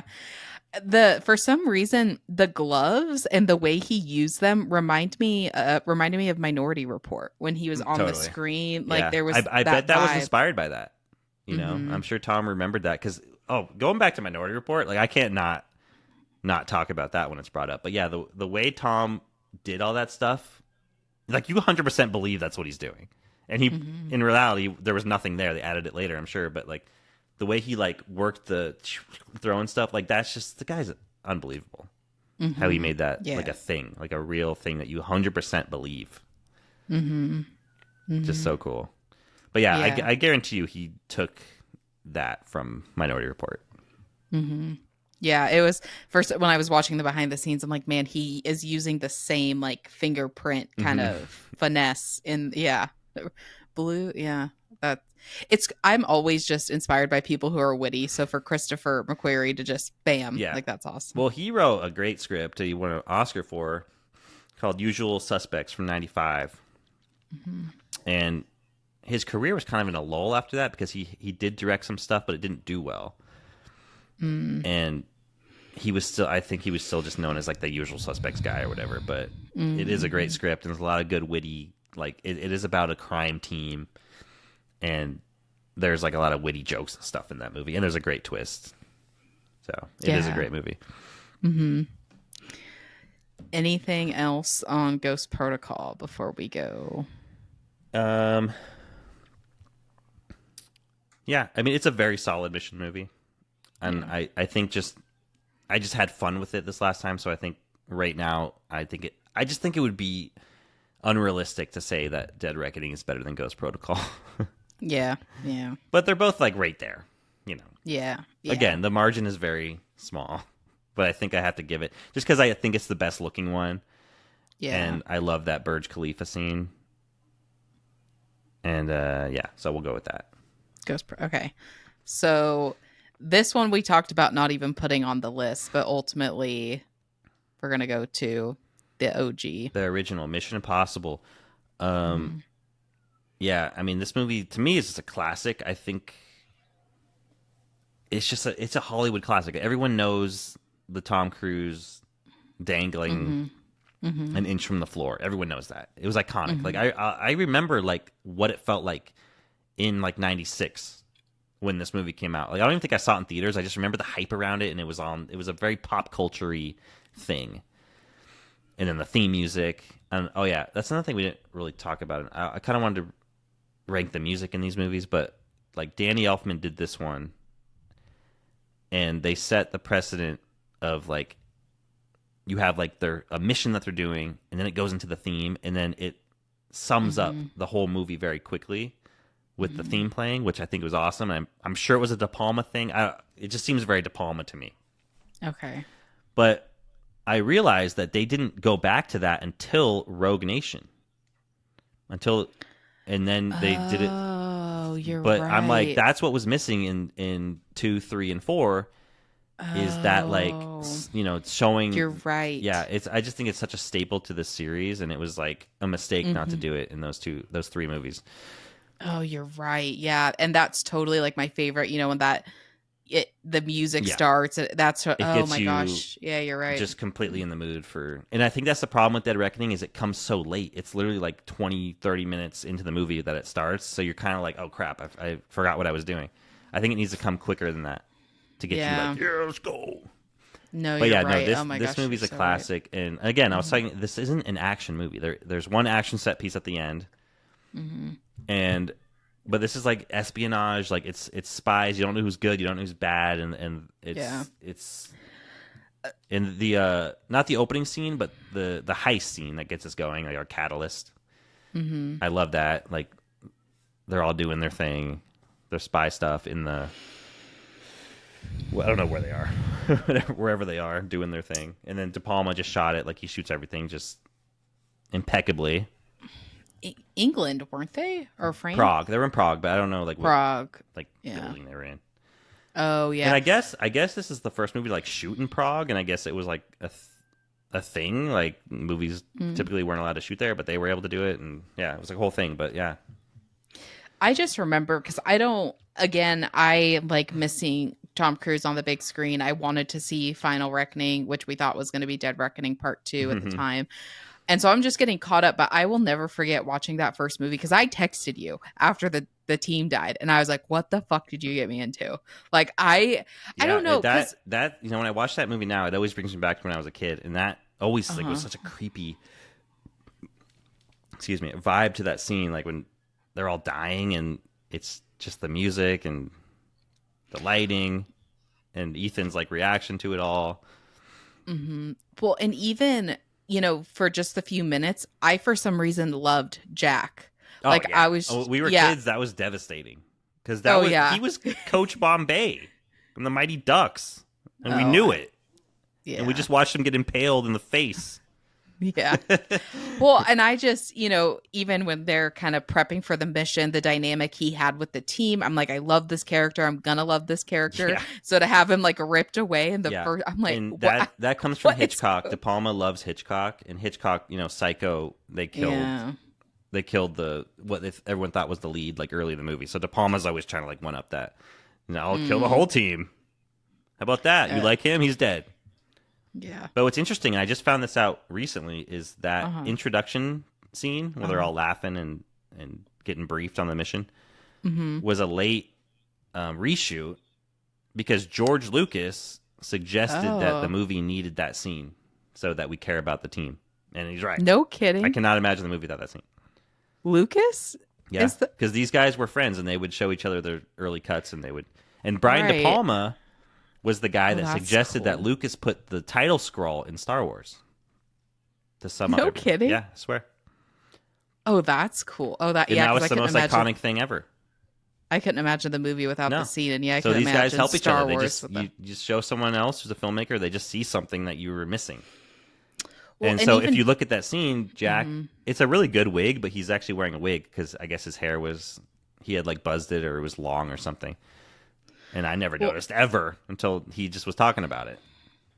well, and even going back to real life things tying into these movies, the power of friendship and the And teams and collaboration. collaboration. Yeah. Oh my gosh. Huh. Yeah. It's That's always cool. there. Mm-hmm. That's I don't cool. know what happened in the second one, but Shit happens, I guess. I but yeah, don't this know, movie is but just an iconic movie, and even the train scene at the end, it's a little dated, but it still looks great. I still love that scene, the music, I do too. the helicopter in the tunnel, and even Mm-hmm. so, they didn't shoot it on a real speed train or anything, but I'm sure Tom wanted to. But Mm-hmm. they still use like jet fans, and you can see even in this movie, you can see his face distorting, and you can see that it's him, and it's such a great scene. I love that first shot when he steps out and he just gets blown into the side, and he's just Uh-huh. like it's just so great. I love that movie. I will And never not I love it. yeah, and I've told you this, but I love John Voight, and so like him, And and being a then bad him, guy was weird. bad 'Cause, guy. yeah. Mm-hmm. Mm-hmm. I liked it though. Like Oh I yeah. I And was then you bummed don't at know first, you're like but confused like where he stands. And then mm-hmm. I love the scene where like we think he's dead, right? And then he comes back and he's telling Ethan this bullshit story, but Ethan's like in his brain and the shots that we're seeing are Ethan trying to figure out what actually happened, but also playing that he believes him. And that's just classic De Palma stuff too. You know. And can you talk about how, like, when he had the mask on, they had him sitting down Oh because, yeah, John Voight's like really tall, and Cruise obviously is not.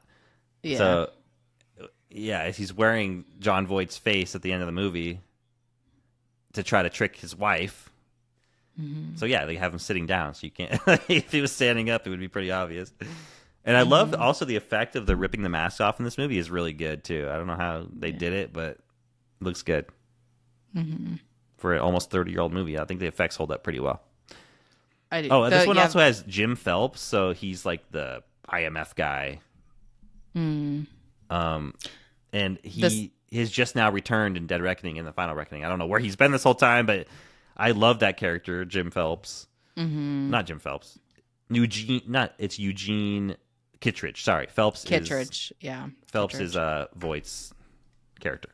But yeah, Eugene Kittredge. I just love that actor and Tom. The scene they have in the aquarium Hmm. when Kittredge tells him that it's all, all gone, and then actually that stunt there was I think Tom's first like big stunt jumping from the Hmm. aquarium. Like this is like they were going to use a double, and I think they wanted to shoot it slow motion, but Tom's like, well, how are you going to tell it's me if you shoot it in slow motion? I have to just do it. And you kind of look at it and it doesn't seem like that big of a deal, but I mean, he really jumped all that water. If you look at like in full motion, it's crazy. Like the behind the scenes, Hmm. it happens in like 2 seconds. But they shot it with the slow motion and the wave coming up. Like it's great. I always loved that as a Oh, kid. I'll have to watch the Whenever I behind was the at like a scenes water because I park or at a haven't. pool, I would pretend to be Ethan Hunt jumping through the water in his Well, and suit. even just you can see there how, because it's really the introduction to the character, and so you can even see there the willingness he has to get away from things that seem impossible because he's like, you're cornered, Yeah, all the, and then he's got that, you you got know the uh, gum. mm-hmm. Yeah, no, it's a great scene. Yeah. Well, this was also Tom's first producing role, Okay. and I guess the story goes he was talking to Paramount because he made a bunch of movies for Paramount. He was talking to them about producing, and they said, "What do you want to produce?" And he looked through the library and he said, "Mission Impossible." I like the theme music there. It's cool. They might be able to do some fun stuff there, and then the rest is history. Mm. Isn't that Oh, cool? that's cool. That is really cool. Yeah, that is cool because it fits him as a I know. actor Yeah, so well. Yeah. because he wasn't at that time. He wasn't really an action guy. Mission Impossible really like changed his appearance from being just like the sexy guy to like, oh, this guy can do action. Yeah, that's true. And then Mission Impossible 2 really confirmed it. Like, okay, this guy's an action star. Yeah, no, that's true. He did make a career shift. Yeah. Yeah. Okay, should we go to, do you have anything else on the first one? Not really. I think we covered everything. I mean, Yeah. it's just a great movie, you know? Hmm. Even this is like, I actually like the dream stuff too, because, you kind of don't realize it's a dream until Cruz is waking up from, even when he's back in the office and John Voight's character Oh, comes that was in. absolutely terrifying as a kid. Uh, Absolutely terrifying. And then my dad well, always had it like turned up super loud, so like the music and everything was like, what the hell? Yeah. it's still terrifying to me now. But yeah, every time, like, I always kind of just like, Yeah. This oh, is scary. yeah, But yeah. yeah, I love that movie. It brings me back to 96. Every time I watch it, I just feel like I'm in the 90s as a little kid, just Hmm. wishing I was Tom Cruise, pretending I was Tom Cruise, which I is know. not much has changed. Yeah, Not much has changed, but yeah, it's just a great movie. It's probably one of my favorite movies, honestly. it's just a great 90s. It I love it. introduced I me mean, to De Palma, and then years later, he's one of my favorite directors. He's got a lot of great movies.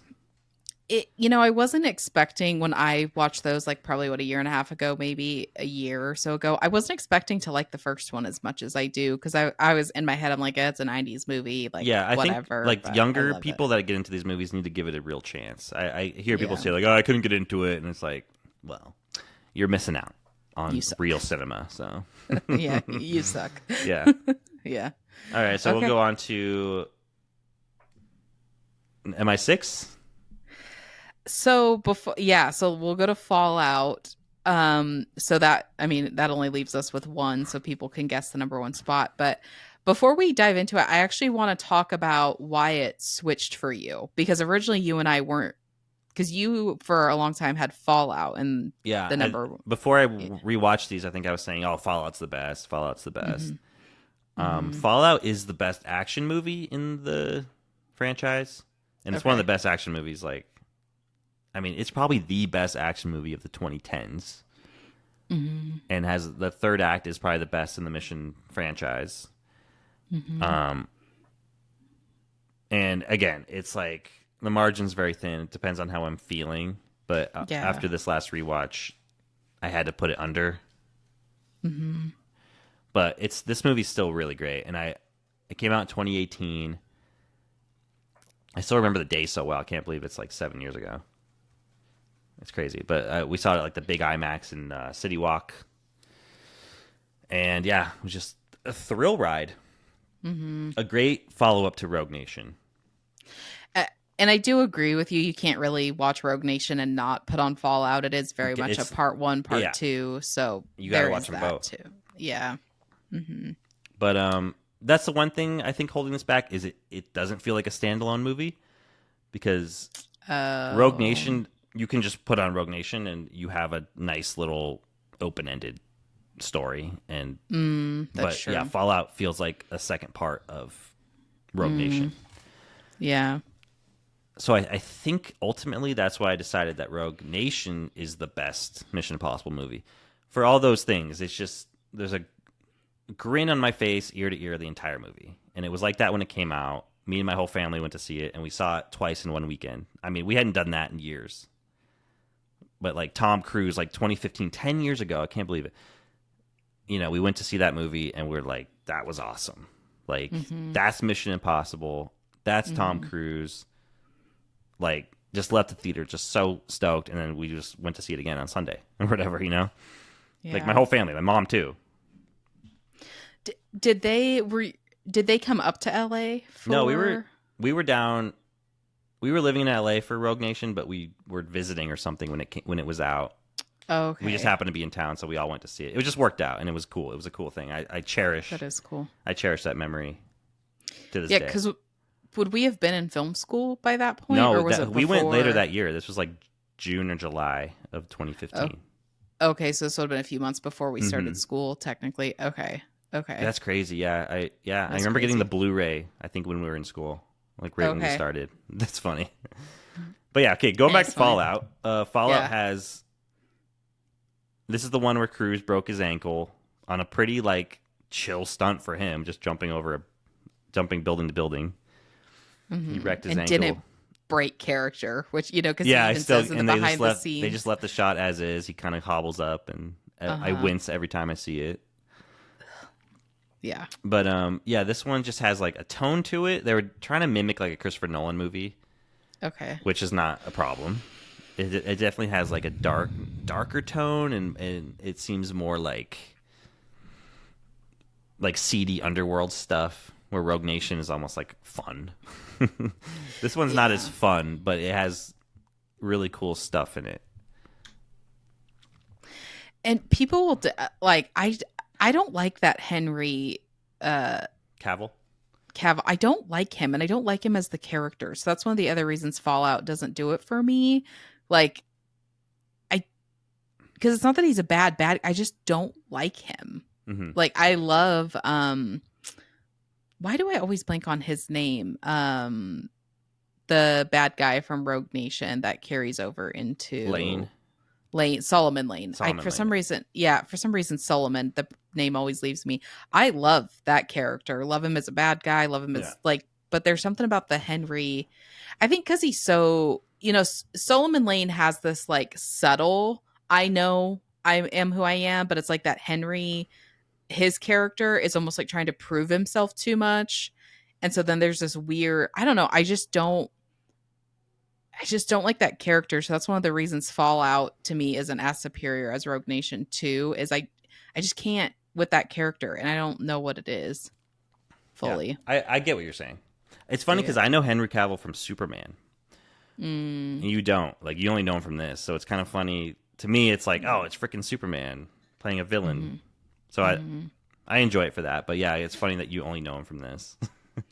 I feel like he was in some random movie that I've seen I feel like I did know him from one random thing, but now for the life of me, because my friend's fiance loves this movie because he loves Henry Cavill Mm, so much. yeah, And I remember, dudes like Henry Cavill. The thing. oh, okay. Okay. So, can you tell me more? Because maybe I'm missing something. It's just like he's like it's just a thing. He's like a tall, good looking, muscular dude. I think dudes just wish they looked like him. You know what I mean? Oh. See, and I don't think he's that good looking. So that's what I'm like. I just, he doesn't, I'm sorry. I think Benji's better looking than that guy. Like, Fair enough. Yeah, I dudes like don't, him. You like it's like I don't know. To me, yeah, he's Superman. yeah, I'm looking up his IMDb. Maybe I didn't know him from something else. I thought I did, but yeah, he doesn't do it for me. And I don't know. So that's my other reason with Fallout is, and maybe because I know Ethan's superior to him, so he just doesn't even seem like a good match. Where, Solomon, I'm like, oh no, he could actually defeat Ethan. Like, there is kind of that tension of Solomon's got what it takes to defeat Ethan. So Hmm. maybe I haven't really thought about it till we're talking about it just now. Maybe that's why, where this guy, I'm like, just get the fuck out of the way. Like, you're just a puppet. Like, Yeah, I just, I think it's a but I physical love the, match for Ethan because Solomon's not like mm, he does kick ass in this movie. It's just kind of funny, mm-hmm, but not Ethan. yeah. Yeah, they got him to be like a physical Mm-hmm. threat to Ethan, which we seen that? Not really. Well, and I don't think he physically could get Ethan. It's the mental game, that he Hmm. can. And that's fascinating to me. But going to what I love about this movie, though, I freaking love the opening scene. Like, Oh yeah. because Benji's got PTSD basically from Rogue Nation. Hmm. So, we get the opening scene where, because Benji was so excited. Was it in Ghost Protocol that he got moved to a field agent, Yeah. technically? Yeah, so he's getting up to this field agent thing. He actually gets to be out in the field in Rogue Nation, but then it obviously didn't go very well. So then we get this opening scene from Fallout where, it's like, and tonight, Luther, I'd very much like to be in the van, Yeah. Yeah. and I just love And that scene. well, and they had a build up in these movies of like Benji wanting to wear a mask. In Oh, this one, he uh-huh. actually wears two masks in this one. Uh-huh. I do. Okay, I do. I love Benji getting to be Solomon and like Yeah. fooling the That's a great Henry. scene, and Yeah. Tom Cruise drives an old M5 around Paris in this movie, which Yeah. is insane and awesome. And Mm-hmm. yeah, so there's the opening scene, then there's like the fake out nuclear like fallout scene where they punk that one guy into thinking that the bombs went off and everything, which is awesome. The before the title card. Why am I blanking? Oh, when Benji's the news reporter. Hmm. Yes, yes, yes. Yeah. But okay, so that apparently the more we talk about it, there is a lot. Rogue Nation we'll talk about it, but it just has such a special place in my heart that I feel like I almost forget about the good parts of Yeah, Fallout these two because are I'm very good, so, and they're like to hit uh-huh. like back to back is like not something that happens a lot, Mm-hmm. But that especially this deep moment, into a franchise. But like, yeah, these two yeah. movies were very satisfying when they came Mm-hmm. out.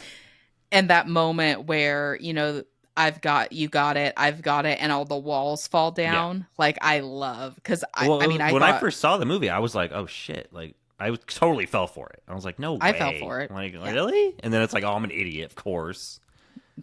But that's what's great about these movies is like they can like get you like that, and you'd be like, "Wait a minute."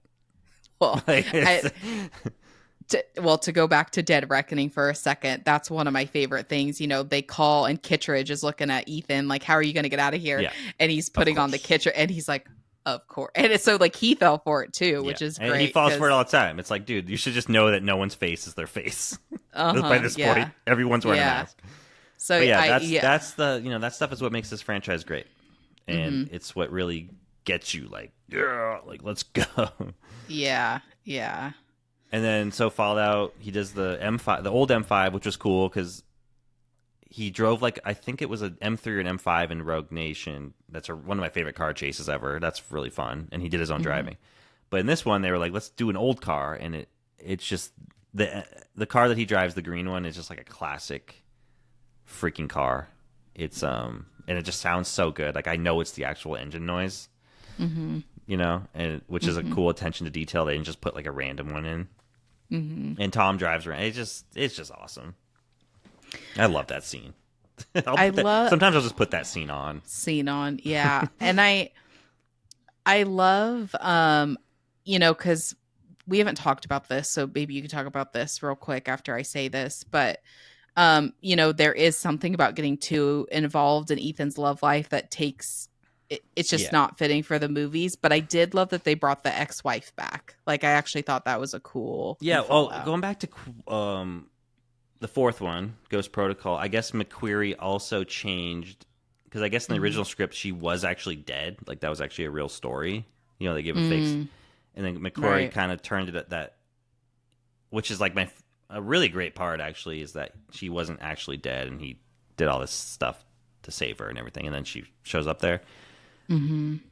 And yeah, her bringing her back for this one was interesting. It's a little contrived that she's there, but Mm-hmm. what are you gonna do? There's some contrivances in this series. It is what it Yeah. is. Yeah. But yeah, it is nice that they kind of wrapped it up because it's like, it was his wife. Well, and again with Solomon being so good at the mind games to even go to the extent to make sure she was there, stuff like that. I Right. do. That's true. That's true.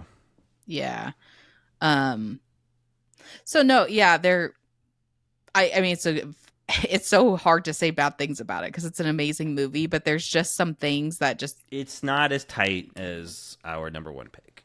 Our number one yeah, pick is perfect in almost it's every way. it's so good. Yeah, it's just. I mean, Yeah. I'm grinning. When I watched this last time, I was just grinning the entire time, Yeah. and it reminded me of when it came out. That's how we felt. We were just like, it's just Yeah. great.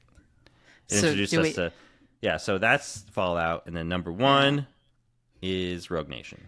This is what I've been waiting for the whole hour and a half we've been talking. Yeah, it's Is the to best talk. mission Yeah. movie. Yeah. It introduced the world to Rebecca Ferguson, who now is like everybody knows. Yeah. But when this movie came out, I didn't know who she was, and you couldn't take your eyes off her. Not just because great. she's beautiful, but because she's, her character is very mysterious, and you're just like, who is this? And like, I love how Tom is looking like that when he first sees her too. Like, who the hell's it? Like, that's literally what we're all thinking. Mm-hmm. And yeah, it's just, Well, and even there's a touch of that scene from the third movie that I love so much of, someone, Ethan being a good guy pays off, right? Like someone saved him yeah, because, he was caught. I mean, hmm, Solomon got him, right? right, And there was someone behind the scenes that was willing to risk there to, do the right thing for Ethan. yeah. It's just this movie's just the pacing's great, the Mm-hmm. intrigue, like yeah, he gets put in a box, and who is this guy? Like the villain. You're like, I know the actor, but like who? You're thinking like, who the hell is this? It's finally the Mm-hmm. first like great villain in these movies. Because he really came out of nowhere. I mean, that's what was great too. We think he's going in to get a mission and Yeah. he's getting caught, which is, Well, and I there's think the poetic thing where like he's put in a box in the beginning, and then at the end they put Solomon in the box, and it's just like hell. Yeah. And what's cool is like this movie does not end with a big action sequence. This movie ends with like a little run around. Where were they? Were they? Is it London? I don't remember. It's some European cut, but it's like there's no yeah. big set piece at the end of this movie. The big stunt is in the first scene, hanging off the plane, which was obviously all the marketing was based on that stunt. So, and they even Yeah. said like this can't be the climax because we're selling the movie with this stunt. So, but it's like it's my favorite opening in all of the movies. Like, I just think because the vibe fits Benji so well. I love with the grass moss on his head with his little, like it's it's just this movie start to finish is just perfect. we obviously talked about it at the beginning, but obviously I'm a bit of a psychology nerd. And so the psychological, so and this I think might be a male versus female thing too. I love that Ethan can actually defeat Solomon Lane mentally, right? Hmm. And because for me in Fallout, people would have died. Like, with the helicopter, like someone Yeah. would, it just where you could actually, like, it would be really difficult, but someone could actually memorize all of that. And so the fact that it was more realistic and maybe even bringing back like how you were talking about almost the psychological thriller piece from the first Yeah. one, like The, bringing that back into Rogue Nation, I was like, oh fuck yeah, Ethan. yeah, this Like, one, and this is the first Christopher McQuarrie mhm. Mission Impossible written and directed movie, and he just nailed it. I mean, absolutely nailed it. And the look on Lane's face when he Yeah. realizes like Ethan's not bullshitting, and he's like, if you want your money, you're gonna have the bone doctor beat it out of Yeah. me. And he, he's just like, oh yeah, Yeah. yeah. Yeah, this one's great, and it has a great car chase scene, a great motorcycle scene. So it does have the action, but it's like it's that other stuff that makes it great. And then when he impersonates the MI6 guy, I think he is, to get the prime minister, like when he pulled that mask off Oh, in the theater, everyone's like, yeah, like it was like incredible. oh, Like the that, theatrical experience of that was like, because you're kind of like you're not really thinking about it, but then he does it, and you're like, oh yeah. That's just like what we've well, been waiting for, is that a good Ethan mask reveal, and they just nailed it. And the music hits, and I also love Alec Baldwin's little monologue about Ethan being the manifestation of destiny. yeah. There's no place he can't. But then even like when he goes, Hunt, like But it's just, he, I hate you that I know, love Alec Baldwin in this movie because I don't really like him in real life, but every now and then. He is literally the manifestation of destiny. Just like the way he delivered it was great. he And then he he pulls the mask off. he literally said what was going to Yeah. happen, right? Like he literally, it's like, and then yet Yeah. no, I like Baldwin in this movie. I No, really he's great do. in And this. He's great in this. yeah. And Well, I like Jeremy Renner in this one too. so you know what? The first time I watched this movie, it was kind of interesting because when I watched it, I was finishing formatting my book. And so I had started formatting it, and then it takes a while to do the exporting and kind of some weird tech things. So I finish it and I set it, and then I put on Rogue Nation. And I'm watching it, and I was kind of still like, I don't know if I love this or hate this. The line that like sunk me into the whole movie, because I wasn't really fully in love with Benji yet. I really wasn't like fully in love with everything because it's, my Hmm. first watch. I don't really Yeah. decide what I love until, what we've talked about this final Reckoning movie. Like it takes a couple watches for me to really, and the moment, and then when you told me it was improv, made it 10 times better for me. But I think it got me because I know how Brant felt of like, you just had to get the Oh four yeah. by four. You just had to have it. Because I'm like, High speed chase. I It's a get high what it's speed like trying chase. to, Yeah. yeah, I get what it's like trying to turn a big ass vehicle around in a really I tiny know. spot. It's so Yeah. funny. You just had to Yeah. have it. You just had to and it's just and like you said, Luther's character with Brant's character is just a great. Yeah. It was such a funny improv because I'm sure they were just like, oh, this whatever car that was, they're gonna give us money to have it in the movie. It makes sense. You're in Morocco. And Mhm. then yeah, just that line of like, this is how ridiculous is this? Like, it was great. Well, and then similar to, because I think this one has a lot of good comedy points too, because Oh even yeah. similar to Ghost Protocol, Ethan almost drowns and Benji walks Hmm. in, was like, whew, and Ethan's there Yeah. like, Well, this does feel like, yeah, Ghost Protocol really set the like tone of these movies, mhm. and then they, but like yeah, these two are probably the funniest ones, I would say. Ghost Protocol Yeah. and this one, and then Yeah. Fallout's like the darker one, and then they kind of it's more lighthearted in Dead Reckoning again. Yeah. We'll see what this one. People say this one's kind of funny too, so we'll see. Okay. What was the other even the when Brant and Luther finally catch up with Benji and the car's on the hood and it's like things might have gotten a little out of hand. Yeah. Like just the Oh, but I then love that even too. And he's like, "You got your seatbelt on?" He's like, "You're asking me this now?" I mean As he now. launches the car up the stairs, it's so good. Well, and even, then we go straight, I mean, talk about pacing, then we go straight into the motorcycle chase with Elsa Yeah, I And know. It's two great chase scenes after the next in that one. and then again with kind of the fighting like a woman, she defeats him by getting off the bike knowing he Yeah, won't hit her, exactly. you know. Yeah. Like she didn't outride him. I mean, she's great obviously, but um It's just she crazy out watching that now because now I know Rebecca Ferguson. She's like in Dune. We saw a bunch of movies with her since Rogue Nation came out, but it's just funny to Mhm. think like, yeah, when this came out, we didn't know who she was. Like, Yeah. she was so like mysterious and Mhm. just had that look, and then like she's just yeah, it's just great, a great character, one of the greatest like femme fatales of all time, I would say. I mean, that's what made me fall in love with this movie too. What we talked about earlier with the Mary Sue and stuff. We just saw there's been so many shitty female characters. And Yeah. so for me even to see this female character who is feminine but Hmm. also a very strong feminine, I love. Yeah, Um and in the scene at the opera house, I mean, this movie's just one good great scene, oh yeah. and then Yeah. yeah, they kind of team up and they're going down the roof. Well, and even shoes. Shoes, Yeah, please. Like he's like, are you actually? But it's like, I get rid of these things. yeah. Like, but then even then, she accepts his help. Like Hmm. back to the feminine thing, she actually doesn't know how to get out, and she allows him to help her, which I Yeah. think is a really beautiful. Um, you see their chemistry, I guess, too, Oh which yeah. is, and she looks beautiful, he looks handsome. You know, there is Hmm. just the Yeah. sexual tension's kind of there, but Oh, it's it's there. not like but just like Exactly. It's not like making it the center focus it's of the not movie. You know. smoltzy. It's just yeah. It's like Mm-hmm. underlying. That's where you want it. You Yeah. want them to get together. That's how they get you. And Mm-hmm. I even love it the towards the end of the movie when she says, "Come with me," and Luther Oh my goes, "Oh gosh. boy." Oh.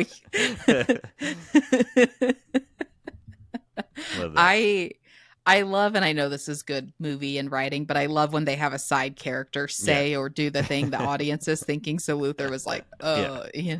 But even the way she says, come with me I'd be is, gone. yeah, right. Right. Just like, okay, never mind. And then Um, it's watching them again and knowing her fate. It's just devastating. Like it really oh my, is.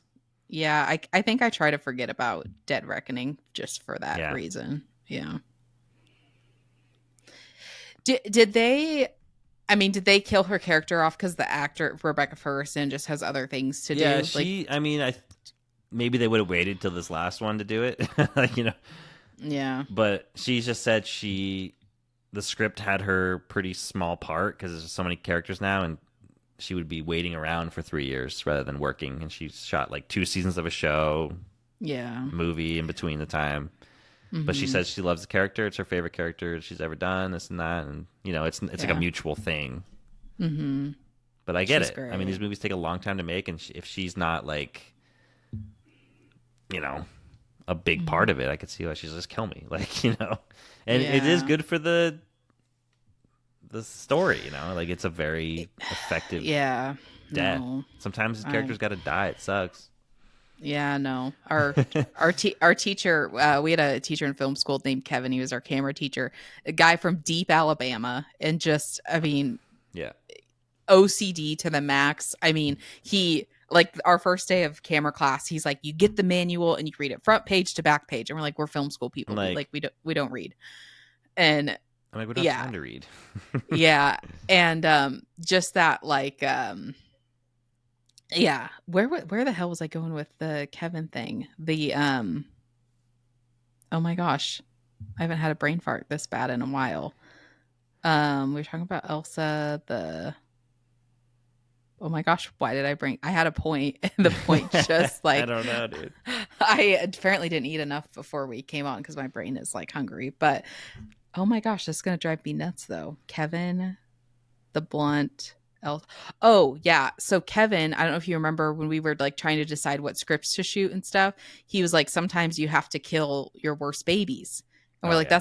that's a terrible saying. And he's like, right, because you never want to kill a baby. Your art is your baby. You never want to kill it, but sometimes you just gotta like off with it.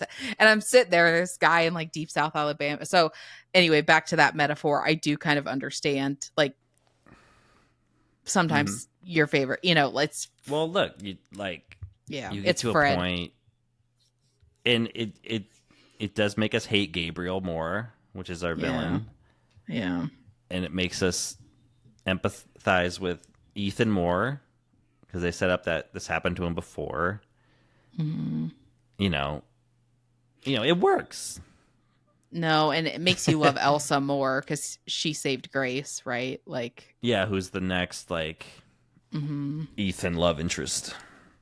But then it also makes Grace's character a little more loyal to them because one of their people Right. saved, Yeah, you know. exactly. No, I agree with you. It works. It had to be done, but it doesn't mean when that, like, even just you talking about it, I'm like, I'm I know actually getting that scene. emotional. Like even when Just that you. scene's like coming, I'm like, fuck, I know. it comes. Yeah. Yeah. Here comes yeah, we're getting stabbed too. Like it's not the only, but even her being so talented with knife fighting, like, I think that's another more of a feminine thing in a weird way, Hmm. right? Because yeah, I don't know. I think just the choreography of the knife fights too, like you said, how she'll get her full weight on top of Yeah. them and stuff like that too is no Elsa's. And I think that is, introducing Elsa in Rogue Nation and also having the mysteriousness of Elsa and a few Yeah, other no, things. It's she just really great. elevates the material. I mean, Hmm. you think of like Ghost Protocol, the blonde antagonist that like kills the guy in the beginning, and then she's like Yeah, she's terrible. Like she's she's like just terrible. there because Yeah. she's pretty. She has no Hmm. like like Yeah.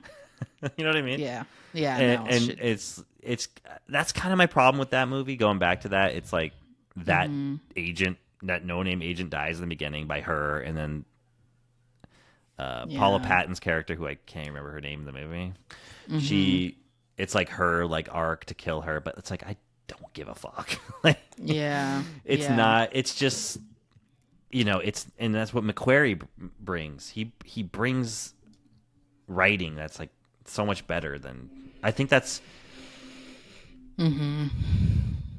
I think that's why Ghost Protocol is not like one of my favorite ones. It's like Yeah. in the middle because Hmm. it a lot of the writing is very superficial in that one. McQuarrie like weaves these webs Hmm. very well. Yeah. Like again, I love the character of Grace, and she just showed Hmm. up in this movie, but I think she's She's got a lot great. of depth in her. She's not Hmm. just there to be pretty. Like she's But to see this like sweet, pretty character have this very like, she is a really good thief, yeah, So there and is she's in over her also. head, Hmm.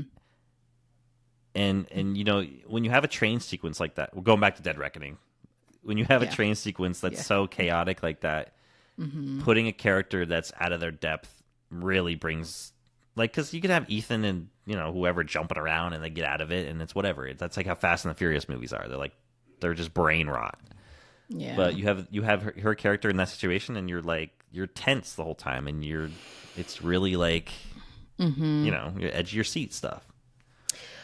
Well, and talking about Ethan coming out, because obviously Benji, even in Rogue Nation, is the weaker of the character. So Ethan, really, his friends actually do mean something to him. So whether he's protecting Grace's character or, Oh, doing all that to yeah, save Benji. that just reminded me of like Fallout when like Hmm. Benji and Ilsa are looking for the bomb Oh, and like uh-huh. Ilsa's tied up and then Lane is like going to kill Benji and she's like screaming. Oh my god, her performance is so good. Oh, I know. I just got goosebumps. I And know, you me too. said, I'm like, I yeah. literally, and then it's like, man, you really feel that she's like, Hmm. it's really that scene is like crazy, and it's And her intercut with like love. Tom in the helicopter. Hmm. Yeah, man, she's great. And her love for Benji, even like, it's like we Yeah, all have a soft like spot she's for part of Benji. it. Yeah, I know. Yeah. Like she officially became like, because in the first one, you're kind of like, where's she in Mm-hmm. Rogue Where does Nation? It's her? like, Yeah, exactly. yeah. But then when she does all that to save Benji, you're right. It was like, nah, this character is just, and even the way she goes to, see Ethan, when he's Mm-hmm. obviously in the hospital bed, just kind of all, I thought that was no, Fallout's great. I Yeah, mean, both those movies are just. I love when it's time for those two. I'm just like, yes, it's like mhm. time for two great movies. Yeah, that's interesting. Obviously, because I knew by the time I watched these, Dune, part one was already out, I believe. So Mm-hmm. I had known from you she was in. So that's kind of crazy to think of you back in 2015 even getting introduced to Rebecca Oh Ferguson. yeah, and And it's one of yeah, those things like back in the day, people would go see movies again because there's like a gorgeous woman in it.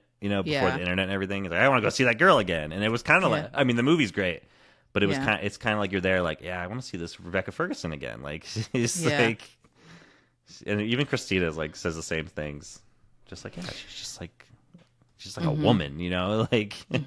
Well, and they put her in that yellow dress is Hmm. beautiful. Like it brings her like her skin tone and her hair like Yeah, well, her is profile is really just great too, and McQuarrie knows how to shoot her. She just looks. mm. I mean, there's no bad angles on her. Well, and even that scene, she's in the dress, but then the gun is also shaped like a musical And then she's got her instrument. leg up. It's like the graduate shot. It's like I know what you're Mhm. doing, Chris. Well, Right. that's what I love too. Is him and Tom, like they reference movies in these movies that are not like on the nose. It's very like movie nerds will Oh, understand. yeah. Oh, that's cool.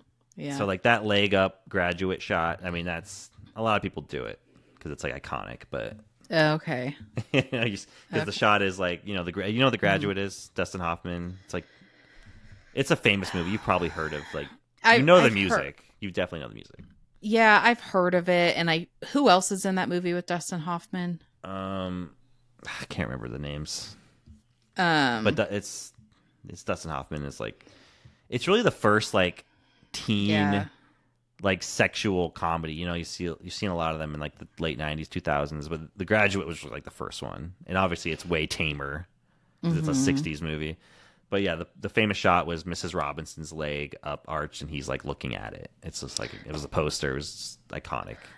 Oh, I really don't want to tell you how I heard of this movie. Okay, maybe I should just keep it to myself. Okay. They reference, I'm going to tell you anyway, because anyway, they reference this. There's a movie called Rumor Has It Hmm. with Jennifer Aniston and Kevin Costner, and they reference this movie It's in, referenced in a lot of things, and yeah. the shots are Um, recreated. I know. We know I had a stint where I was watching Raid Man very frequently. That's Hmm. like my Dustin As you do. Hoffman. Yeah, as I do, as I did with Rogue Nation. But um, so I'm kind of thinking because we're almost at 2 hours. So I'm kind of thinking we save the stunts and the hair for part one So after yeah, we see. Does that sound good to you? yeah, because Yeah, well, we won't have 8 movies to talk about. We'll just have one. one and then ranking it. Yeah. So I think that might be a fun way to like I like start the it. next one, kind of end this And then one. yeah, and then we'll know what more stunts are that we haven't seen yet. So we Yeah. can.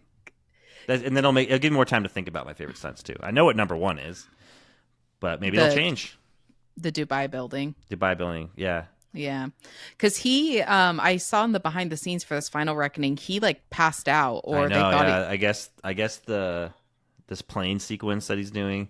hmm I guess the air hitting him was like, I mean, he was on that jet, but he was only on that jet for takeoff in Rogue Nation.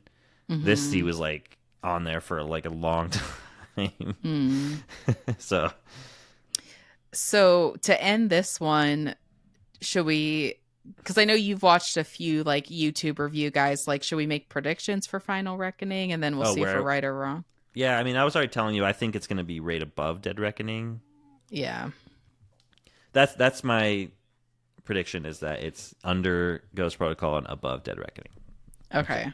So that's kind of where we're see if it basically the question is it going to be better than Ghost Protocol or not? That's Yeah, kind I of guess where so. Yeah, yeah. because we know Okay. it's not going to be better than Fallout and Rogue Nation. There's just no way we would have heard about it if it was. We would have heard about Yeah. And I think what you said earlier being really powerful, Rogue Nation being it can be a standalone movie and we Yeah, like you obviously can. know It's almost like if someone was not into yeah. this franchise, Mhm. I would might say start with Rogue Nation, Mhm. just because it's like the purest. I think Yeah. they just like nailed everything that's great about these movies all in one, and it's Mhm. just a fun movie. Do we have like because the plane stunt's really the biggest we've heard about for Final Reckoning, right? Like that's kind of been the biggest. Yeah, that's the stunt that they're really selling. There's always one stunt that they sell these movies with, and yeah, that's the one. for this movie. And I guess there's some kind of underwater thing that's crazy too. Mm. Those are the two. I'm sure there's other stuff, but yeah. I mean, the movie's almost 3 hours, and the trailer is only 2 minutes. So Yeah. We could do some other predict. I have a couple more questions I want to ask you, and if we need to cut this out, we can. But are they going to kill off Benji? I know. Me and Christina are thinking yes, Yeah. just because they've been like kind of teasing it in the last couple, and it's just like, are they going to fake us out with it? One or the other. Yeah, especially like It's in the either opening. him or Luther. I mean, there's like which one would mess us up more? Because Luther's been there since the beginning, but Benji is like, Benji would mess me up more, I think, because they've teased it a couple of times. So it's like your heart is kind of just, yeah. uh do you think they'd kill off Ethan or no? I don't think he would. No. I don't think so. Okay. It's because you never know if he wants to do some crazy crap as Ethan Hunt again. Yeah. Benji would mess me up pretty bad. I've got a soft spot for Benji. Yeah. Like Luther would mess me up. Don't get me wrong, but Benji would. I think because Benji's so innocent. Yeah. Like he's like this childlike. And, it would almost be like killing off a child, like in a weird. So, any other questions or predictions on Final Reckoning? I don't think so. No. Well, we'll find out Monday or Tuesday. Yeah. Yeah. Okay. Well, thank you for joining us. Thank you and I for talk. having me. Whenever there's a Tom Cruise subject, I will be available. Yeah, you and I talk movies privately, but it's always fun to bring it to the show and then even just hear new perspectives you have. Like since you did rewatch these to talk about this today, like, yeah, no, thank you for sharing because I always enjoy. Now it's funny now after talking about them, I'm like, oh crap, okay, I got to go rewatch this and like, notice the things that you've said. So yeah, thank you.